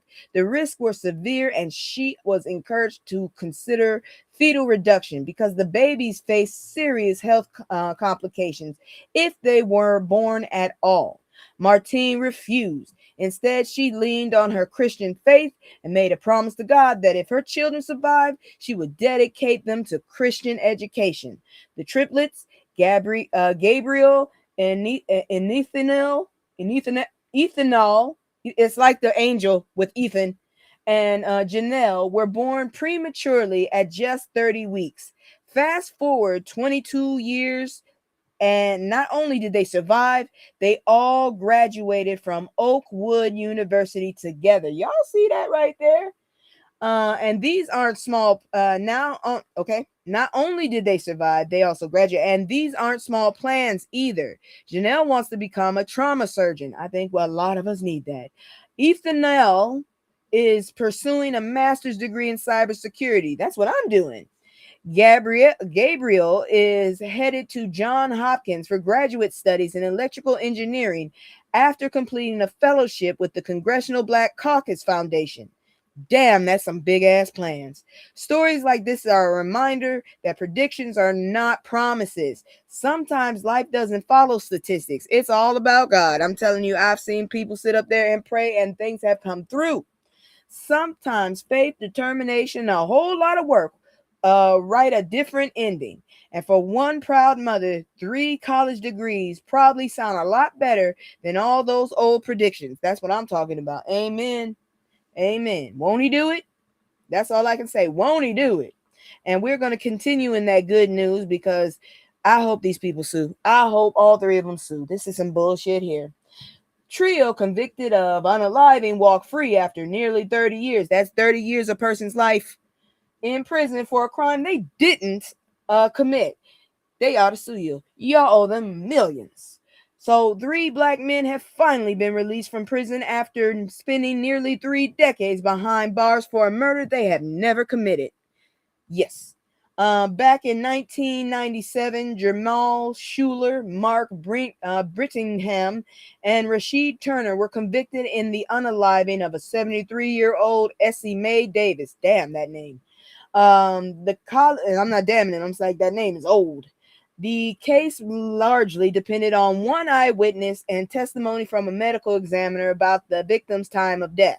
Years later, the Philadelphia District Attorney Conviction Integrity Unit, that's a long ass name, took another look. Investigators determined the medical testimony was flawed and that the timeline used to convict the men simply didn't hold up. In fact, evidence suggested the victim likely died nearly a full day after witnesses claimed the men were at the scene. There was also no physical evidence tying the 3 men to the crime. A judge vacated their convictions, and after 28 years, they walked out of prison. Y'all better have had some money for them. That's all I gotta say. Think about that. 28 years, nearly 3 decades of birthdays, holidays, milestones, opportunities, gone forever. You can't give somebody 30 years back, but you can't acknowledge when the system is wrong, when it gets wrong. No, you can also give them some fucking money. Stop playing with you. Stop playing. Stop playing. Give them some money, damn it.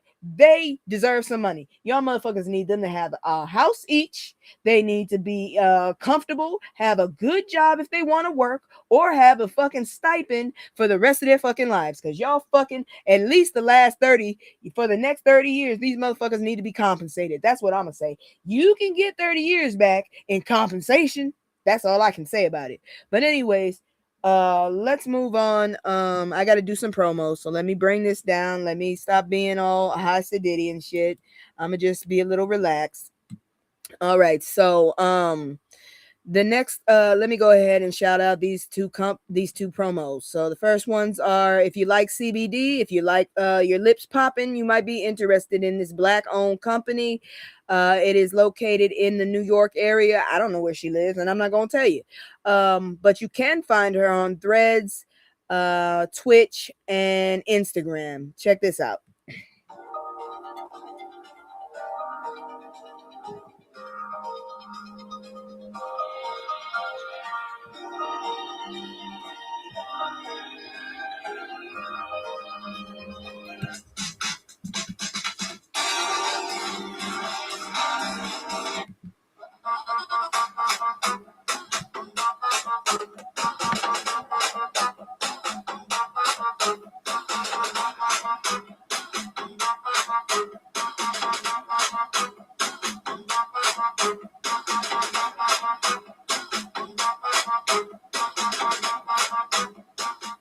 Once again, that was CBD Honey Lips. If you're interested, go check her out on Twitch.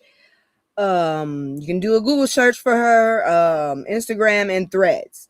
Now, once again, if you have the money and you are, or if you're in the area, or if you have both, go check out 7 Days in DC. For more information, go to Political Drain on YouTube. They have the website and all that stuff. It's going to be from June 28th to July 4th, 2026.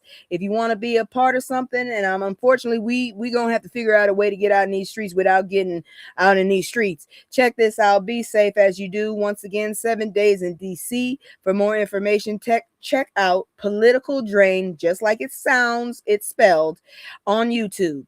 All right, so now we're gonna go ahead and let's see here now. What's the next one? Oh, it's celebrities. Fuck. All right, I'm gonna do my commercial first, and then I'll be right back. Okay, we're gonna do the commercial, and then we doing celebrity shit. Okay, here we go. It's just me and the fam. It's just me and the fam. It's just me and the fam. It's just me and the. It's just me and the fam. Yeah, yeah. It's just me and the fam. See my little taste, say that's my girl, that's my mascot. No one's go for hours and some hours till we pass out. Stay inside the house, turn up with the racks out. Stay inside the house, turn. All right, I'm gonna have to take a moment here. This heifer ain't got no eyebrows, and I don't know if y'all heard, but if you ain't got no eyebrows, you look weird to me, and I'm gonna call you out. Like there was going to be a story on Cynthia, you know, the creepy chick from Wicked.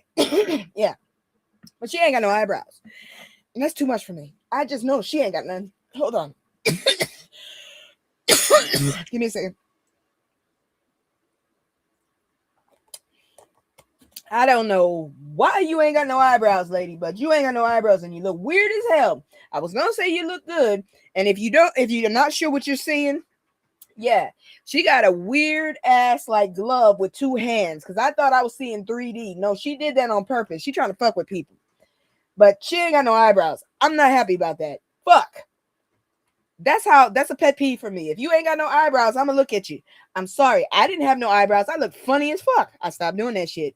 Anyways, Lizzo, PETA starts beef with Lizzo, but does she deserve the smoke? No, PETA. God dang, how you been gonna be in everybody's damn business? PETA is a Karen. I hate to say that. I like what they doing, but not how they do it. Lizzo is helping Chili's bring back its famous baby back ribs jingle. Ugh. And somehow that has started a fight with PETA. First of all, Lizzo, I think, aesthetics, maybe you shouldn't be doing that because you are a rather larger woman. That's not good for the visuals. I'm just saying. The campaign, if anything, do it with somebody skinny as hell like Doja.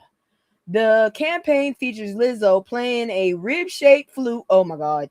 While performing a disco-inspired version of the classic commercial tune. That sounds like a train wreck. Some people loved it. Others absolutely did not. I don't want to see it. PETA quickly criticized the campaign, accusing Lizzo of abandoning the vegan lifestyle. She was vegan? I had no idea. She previously promoted. The organization blasted the partnership online and called the campaign disrespectful to animals. Are you serious? I disrespect one of my cats all the time. She's big back. It's the truth. If you seen this bitch, she was a runt. Now she's big back. I can't believe it. She got a fupa and everything. I don't understand where that came from. I feed him the same thing. The criticism comes after Lizzo publicly revealed that she had moved away from strict veganism and started eating meat again as part of changes she had made for her health and nutrition needs. I guess tofu didn't do it for her. Meanwhile, plenty of fans thought the whole thing was funny and nostalgic. Only in America can a restaurant commercial become a national debate. At the end of the day, Lizzo seems happy, Chili's got publicity, and PETA remains committed to arguing with literally everybody. Sounds like a normal week on the internet. Definitely. Because, Lizzo, please grow your eyebrows back. I can't do this. I know you got thin eyebrows, but damn it, there's none there. There is none there. I don't know why. There's none there. I see none. You look like a cave woman almost. Damn it. Now, this one I like because apparently there's always rules for me, not for thee. Or rules for thee, but not for me. And apparently this dude called that shit out. So bigger than football. NFL star Abdul Carter explains why he called out teammate over appearance at Drumpf rally. Go ahead, man. Go ahead. PETA is never gonna sit down. Did you not see they the same crazy people that threw like blood or red paint or something on people? These motherfuckers are too hyper. I met one like that. I think he runs with PETA. The motherfucker wouldn't sell me a cat. I'm like, bitch. Seriously, I do a lot for my cats, but I'm not sitting up there rubbing their feet or doing some spa shit. Fuck that. Anyways, New York Giants star Abdul Carter is making headlines after publicly criticizing teammate Jackson Dart. And it's Jackson with an X. I don't like that. For introducing Drumpf at a recent political rally. Carter made it clear he is not a supporter of Drumpf and felt it was important to publicly state where he stands.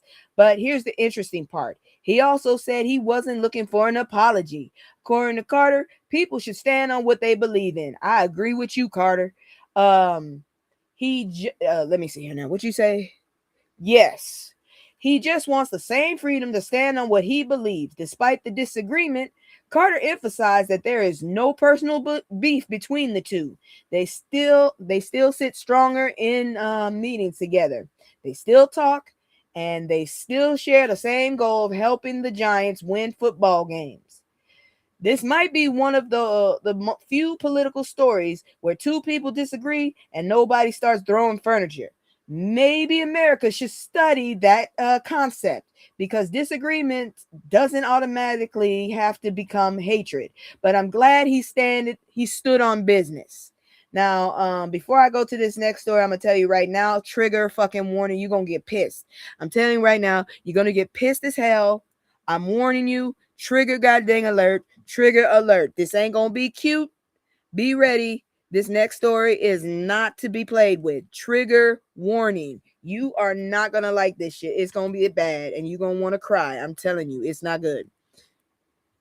All right, hold on. Where is it? This is the health one because we're almost done. I told y'all we're going to get through this night fast. I had to yell at Nova to get the damn script right because that motherfucker was having me do 3 hours. I couldn't do that. Check this out.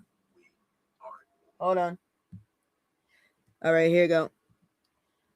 Feds secretly used healthy black babies in medical trials. Ben Crump's new lawsuit alleges. Man, what kind of bullshit? I thought we was done with this shit.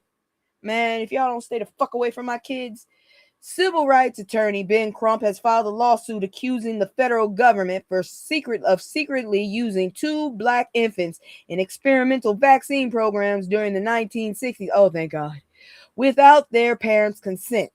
According to the lawsuit, Ross Otto Hambrick and Victor Marcellus King were injected with an experimental RSV virus known as Lot 100. The fuck is wrong with y'all? Oh, thank you so much. Y'all some dirty ass bastards. Y'all put that shit in them babies. The lawsuit alleges government both boys later died after becoming seriously ill. You motherfuckers took them babies from their mom. They were babies, you dirty bastards. Oh, RSV. That sounds like it's something like the respiratory. So you just made them babies suffer. Oh my gosh. I hope every single person accountable. Oh my gosh. Oh my gosh. I don't know what to say. Oh my gosh. That is some dirty ass shit. No, you didn't. Oh my gosh. Yeah, it's horrible. Oh my gosh. Where's my sound effect? Because this. Oh, there to go. Y'all motherfuckers. Okay, it don't want to work. I'm gonna keep going. Anyways, the lawsuit alleges government researchers knew the vaccine had serious problems but continued testing anyways. It further claims tissue samples were preserved after the children's death and later contributed to scientific discoveries that helped develop RSV treatments used today. Run them coins, bitch. Run them coins. You owe that whole family. Do you know what those people could have been? They could have been politicians. They could have been doctors. They could have been better than you. The federal government has not yet responded in court to these allegations. It is important to note these are claims contained in an active lawsuit and have not been proven in court. Still, the case is drawing attention because it touches on a painful history of medical experimentation and the mistrust within Black communities. For the families involved, the lawsuit is about one thing: justice after nearly 60 years of waiting. Them babies could have been grandpas right about now, but y'all took that shit from them. Why didn't you give some goddamn babies some damn healthy white babies, huh? What about some other babies? Why you had to pick our babies? The fuck is wrong with y'all? Y'all get on my fucking nerves with this bullshit. That's disgusting and it's horrible. That's all I gotta say. But that is it for that. Now, before I continue, do y'all want to do this fashion show? I do have one. It's mainly Zendaya, and some of them outfits are weird as fuck. Say yes or no. Let me know after this one. I'm going to do my little commercial one more time, and then we are going to go ahead and talk about these damn animals, because these animals, I don't know what to tell you. These animals have lost their rabbit-ass minds, if they are rabbits, and even not. So here we go. It's just me and the fam. It's just me and the fam. It's just me and the fam. It's just me and the fam. Yeah. It's just me and the fam. See my little titty, that's my girl, that's my mascot. No one's go for hours and some hours till we pass out. Stay inside the house, turned up with the racks out. Stay inside the house, turned. New on 5, not your average police chase in Worcester. A black bear trying to hop that stone wall back into the woods. This happened earlier this afternoon on Highland Street near Doherty High School. Worcester police say the bear is back in the woods now. They believe it's young, about 120 pounds. Environmental police are keeping an eye on the bear. Look, god dang it. This is close to where I live. That's not funny no more. Something wrong with y'all bastards. What the hell? The animal is coming around. Oh, Lord, have mercy. So, wandering bear visits 2 Massachusetts schools. Oh, Lord, these bears. I told you the bears are scouting education so they can try and blend in. And they, oh, Lord. So, a young black bear decided to spend part of its week wandering through Worcester, Massachusetts. I live near there, including visits to 2 schools before eventually heading back into the woods. Experts say the bear is about 18 months old and recently separated from its mother, so it decided to come out here and learn human stuff. Is that what you're saying? In other words, a teenager, which honestly explains a lot. Meanwhile, around the world, a South Carolina man won $500,000 after stopping for bread. Damn, I need to go stop for some bread. A Pennsylvania man won $50,000 after stopping for gas. Still, 6 monkeys escaped from a rescue facility in Germany. A llama was found wandering near a highway in Canada. A Connecticut kitten got rescued from a sewer. A Maryland raccoon family got rescued from a tree, which makes no sense at all. What the hell? You climb trees. How the fuck are you going to get stuck in a tree? Massachusetts town is looking for a new owner of a giant creepy puppet. Shit, that thing's still there?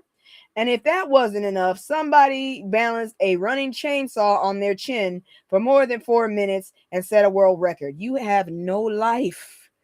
I don't know what's happening anymore, but every week the animal stories get stranger. And one day those escaped monkeys are going to have their own podcast talking about us. I promise you, something gonna happen. Them motherfuckers know what the hell they doing, and that's it for the news.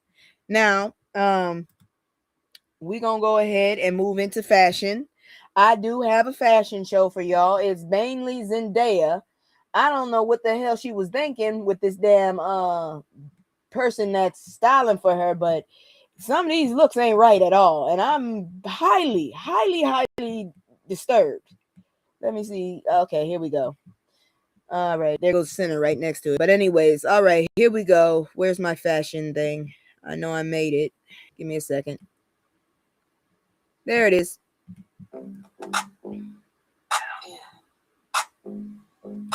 All I ever wanted was $10 million cash quick. Yeah. All I ever wanted was $10 million. Okay. So, yeah, there go Michael B. Jordan. I wish I could get rid of it, but if I get rid of it, it's going to come back. Watch this. I get rid of it, and there it is again. All right, so let's look at this outfit right here. First of all, I don't know what's up with this back look right here. I think it's the plainest shit ever, but apparently this is a fashion statement when your hair is slicked back. I think it's lazy, but okay. You got a good hairline. Good for you. This outfit is a little weird. I don't know if her shoulders are... Oh, her shoulders are up. Yeah, you look like an animal. And I don't understand the hand thing. And then it gets weird right here. What the fuck is this? You have a weird shape is what I'm trying to say. Because what the fuck is that? Like, your hip shouldn't do that. Your hip shouldn't look like that. I'm not sure what's going on there, but maybe it's the fabric, but that's weird, okay? Moving on. This is all Zendaya. I don't know why they decided to pick her, but she be doing some weird ass looks. Again, she don't do shit with her hair. Was she trying to be a fish? Because this is making me think about is like tropical fish. I mean, bustier up here, the colors just make me think of a fish. I'm wondering if she gonna fall. Seriously, I've never understood those dresses at all because I feel like I would fall on my face with a skirt at that. It's her. And come on now, all you're gonna do is a flip in the back. What are you doing? This is just, come on now. You part black. You could do something better with that hair. You really could. You could do something better with that hair. What the hell is that material? All I keep thinking about is a tropical fish. I'm so serious. All right. Now, apparently, I don't know if this is for Dune Part 2. I don't know what the fuck Dune is. I think it's sci-fi. All you making me think about is Spaceballs. And seriously, who are you touching with those hands? She had to sit down and then they put that damn thing on her neck. I mean, did they? Okay, so some of it is see-through. So you basically naked under that shit. And then he looked like he's about to hurt you. Yeah, it did look like, I know they're called mermaid dresses. I just don't understand that shit looks like it's gonna make you fall. But this shit right here, man, all I can think is Tron. Are her nipples covered? I don't know. The light is covering something, so I don't know. It's got something, and then it's doing that. And he's just scaring the shit out of me. I feel like he's very hot under all that shit, because that looks big, and there's a lot of lights, and she just refuses to do anything with her hair. Shit. This is ridiculous, though, but I guess if you in that area, I don't know. We're gonna keep moving because not for me. Moving on. Now this is the Challenger, so she tried to do something with this. At least that is skinty little girl. I'm gonna tell you right now, I'm gonna talk about you if you're too big, I'm gonna talk about you if you're too small. All right, now that is just bad taste. I'm sorry, bad taste. I just realized that shit is the shadow of a tennis player. Girl, I almost was on your side until you had that shit on you. What the Oh Lord, she got a whole like advertisement almost. All you need is the words, and this is an advertisement. What the hell? It's the shadow of a man playing tennis. Girl, I was about to say you look good, but damn it, you fucked me up with that one. Damn it. Moving on. These are all her. These are all her. Now this time she tried to do a little bit something else, but it just wasn't given with this dress. I don't know if you know, but black folks, we match our hair with our clothes. Maybe is her mama or is her daddy? Which one is white? Anyways, I'm just saying because seriously, it's not given. It looks very plain, and you look butt ass naked. I understand, maybe this is your boyfriend as well, because I think or your husband. I think she married one of the Spider-Men. I'm not sure. I sound old as fuck, but ma'am, what the fuck are you doing? And she had to pointy. Yeah, I hate pointy shoes. I really fucking hate pointy shoes, but I give up. Apparently, they're always gonna do pointy shoes. I went and bought some shoes, and come to find out, them bitches were pointy. I only wore them because they're flat. I'd rather wear pointy than the fucking round shoes that are gonna knock off my damn toes. All right, she almost had me, but yeah, nah. No. All right, now this is better. I like the hair. I don't understand this outfit, but it's low key kind of cute. It's got that mod feeling, but I just don't like all those bows in the front. Now this is Louis Vuitton. She's giving off a mod style, the way it cuts down at the bottom. I like the hair. I don't understand the fur. I never liked fur, but hey, oh, you think her mom's what? Okay, I wasn't sure, but because certain kids, mixed kids seem different when they're raised by certain parents. But anyways, I actually kind of like this, except for the fact that it's got all this shit here. I don't really like that, but ultimately, I really do like this this outfit. I do. I wouldn't wear it, but it's cute on her, and she did her hair. I'm just glad as hell she did her freaking hair, because I'm just like, okay, you're getting who are you, Sigourney Weaver? Shit, and even she grew her hair out. All right, moving on. Now this is from the Louis Vuitton, and there go that same creepy dude, and he still looks creepy. I'm not gonna lie. If this was longer, but it still looks cute. The shawl kind of shoulder. Her hair is actually done a little bit better. It's still minimal, but I still like it. Yes. He's terrifying the shit out of me, and he looks like he might be thirsty. All that leather on him. Seriously, but her earrings, it's all looking cute.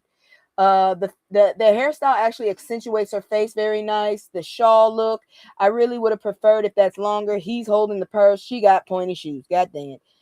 And why do the people that dress the people not know how to dress, please? I don't get it. Anyways, we're gonna keep moving because we're almost done. Like I said, we're gonna get our asses out of here. We went through 36 stories, and this time it was less than 3 hours because I was getting tired of that shit. So here she is she got the same stylist with her. I don't know if they're trying to be twinsies this time or if they doing only skinny people can get away with this shit because she's basically naked. Him and them, oh Lord, now he got pointy shoes and she got pointy shoes. Everybody got pointy shoes. She's butt ass naked. He looked like a lost pimp. He looked like a lost pimp. That's what he looked like, and she looked like oh Lord Jesus, it looks like a 70s thing. I can't. I mean, it's not bad. She got a lovely body, but damn, she's skinny. But only skinny people can get away with this shit. Because if this was a more plump woman, you already know they would have called the cops on them for indecent exposure. All right, so this is the Met Gala. Oh boy, what the hell? Okay, of course it's is that his boyfriend? I don't know. It looks like a giant trash bag mixed with satin, and oh my god, and she got a whole flower pot on her head. I don't know why. Who the hell is walking behind this woman? Who's sitting next to her? Why do y'all do this shit? I mean, y'all know you gotta sit down somewhere, right? His shoes did look like they hurt. His shoes really did look like they hurt. But I'm sitting up here. It looked like a trash bag until you get to the bottom. Is that what you were going for? Trash bag couture? I don't like it. Are you trying to bring that whole, what's that woman's name? Ferdinand Santa, the girl with the one eyebrow. Yeah, that's what I'm thinking of. But is that her hair? Is that in her head too? That thing that looked like a palm tree? Girl, you got a plant in your head. These boys look like they ain't supposed to touch you. Somebody gonna come off with something. Like either your dress gonna have some white or their dress gonna have their shit gonna have some black. Either way, I'm not a fan. Fucking gala be killing me. I think they just be trying to figure out what can I wear that looks absolutely uncomfortable and costs too damn much. Now here's another gat Mela, a cat. You know what I'm talking about, Mela gat. I don't give a fuck. Anyways, he just stayed with that hair down the middle. Yes, sir. We all know you have long straight hair. She looked like a goth queen wrapped up in a damn this is giving, it's a present. It's a present. It looks like gift wrapping, okay? Yes, it did look like a trash bag. This looks like your ass. And how long is his hair gonna get? I don't want to know. Actually, Jesus Christ. I don't know. She's scaring the shit out of me with this makeup. I feel like you did that. There is a hummingbird on the other side of her neck. Man, these goth that how do you sit down in these outfits? I don't get it. I never will get it. But we gonna move on. Shit. I'm so glad we gonna finish before 9. I didn't know what was happening. I was like, I did 28 stories and I still ended up at 9 o'clock. What the fuck? I don't need to give you that damn much information. Oh, Lord, and him with them big ass legs. Do you have scrawny legs or something, sir? Why are your pants legs so big? Shit. All right, now this is her at the Essence Black Women in Hollywood. He decided he's going to put his hair in a ponytail. She is, I don't know if she's channeling that one tribe in Africa, and he's channeling Missy Elliott from I Can't Stand the Rain. She didn't even bother to wear a dress. This is just a corset set. She ain't got no titties. Damn her neck. I know her neck wants to sue her. And then you got the nerve. He wore a dress, you wore pants. I'm insulted. Now he want to wear a dress. Or are those big ass legs? They might be pants. They might be pants. She did look like a forest. You know, I feel insulted. You can do all that weird shit over there, but you can't even wear a nice dress to the damn black women's thing. I'm a little insulted. And I know she's pro-black, but damn it. Why did you wear? I mean, it's cute for going out, except for that neck thing. That looks painful as hell, but at least she did her hair. I think she's trying to channel Michael Jackson with that one curl. I don't know. Y'all gonna have to help me with that. I don't know. But anyways, we're gonna keep it moving. We almost done, for real. All right. And then let's see what else. You got any more outfits, ma'am? Because your dresses are... I'm just... Yes, he was doing that. Okay, ma'am. I don't know why she always got to look like this. It's a weird ass look. Like, I'm trying to be sexy. Ma'am, you are very skinty. I'm sorry. I'm from the family with the booties and the legs and the thighs and shit. Man. I mean, for a skinny lady, I guess you got lumps, but seriously, I think you need to eat some food. I'm just saying. But the dress is lovely. It's actually kind of lovely. I feel like you have a better chance at walking, but I'm wondering, is that your foot down there? How big are your feet, ma'am? Because I wear a 7.5 if it's wide. Is that her foot? I hope that's not her foot. Because I'm a question, how big are your feet? Moving on. Oh, that was a little scary. Now, then she was on Jimmy Kimmel. I like the hair. Okay, I guess for TV. Okay, she killed me. She killed me right here. Motherfucking not with the shorts. Not if you wearing business casual. Oh, don't do that to me. Don't do that. And then the shoes are pointy. I know them shoes hurt. Shit, they make my feet hurt. What the hell is this on the side?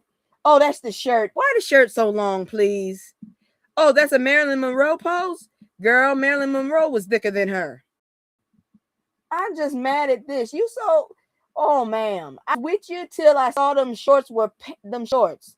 I was with you all the way. The hair made it look like you was trying to be corporate. The top was kind of risque, and I was like, okay. But then you killed me with the damn shorts. I don't like it when men wear business shorts. Shit. And then you got the painful looking shoes. And look, they red bottoms. That's love. My shoes got red bottoms too, but I paid less, and it feels like it. All right, so Essence Black Women in 2026. This is the most recent one. She curled the front of her hair, but she gave up to the back. All right, looking good so far. It's a big flower, but that's okay. It doesn't look gaudy. I think we finally made it. And she lost me. Can you please wear a gown like a gown? Stop wearing these little small dresses. You just killed me with that. I'm expecting it to come down flowing. Because look at the vibe. The vibe is flowing. I mean, it's okay dress, kind of, but I mean, this top tells you the bottom is beautiful. It's flowing just like this flower is flowing on. And I'm just like, okay, let me see the lovely train that she's wearing. And she didn't. I don't know if anybody told you, but knees ain't sexy. I've never seen someone say, "Ooh, I love that person's knees. Ooh, give me some kneecaps." Okay, now this one, I'm not gonna lie, I kind of like it. I love the hat. She's looking off like it's yes, yes. I wish this was a dress, but I can dig it. Okay, bell bottom in. This is the first one I'm agree with. This is the first one I'm gonna agree with, and it looks like she don't have pointy shoes. I like this look because I wish I could have had this look. I just personally, in my opinion, I would have wore like a fedora. Oh, you like the hair? Okay. I don't know what she did with her hair, but I guess she figured, fuck that, I'm gonna wear my hat. Now I'm realizing your ears are very big, ma'am. I'm just saying. I don't have big ears. I've been told I have elf ears, and I don't like that either, but because I'm a grown ass woman and people like to diminish me. But anyways, moving on. I agree with this outfit. I wish the pants weren't so big at the bottom, but hell, I'm begging at this point. I'm begging. Okay, and that was it. So that's it for the fashion show, y'all. I hope you enjoyed the show. I want to thank y'all for giving me the time of your day and your attention. I hope that y'all learned something. I hope that you leave enjoying that you saw it. Please, as always, please remember to subscribe and please share. You see her? Yeah, please subscribe, share, like, and all that good stuff. And don't forget the say. You can check that out at Political Drain. And I will see y'all Wednesday. Yeah, because I don't know. Shit, I'm just gonna stay. I'm not gonna change my schedule again. I'm tired of that shit, okay? So with that, I say good night. Love y'all. Bye-bye. I can't say no, I always gotta go. Playing house, this ain't home, so on the road. I can't say no, I always go. Playing house, this ain't a home with my soul on the road.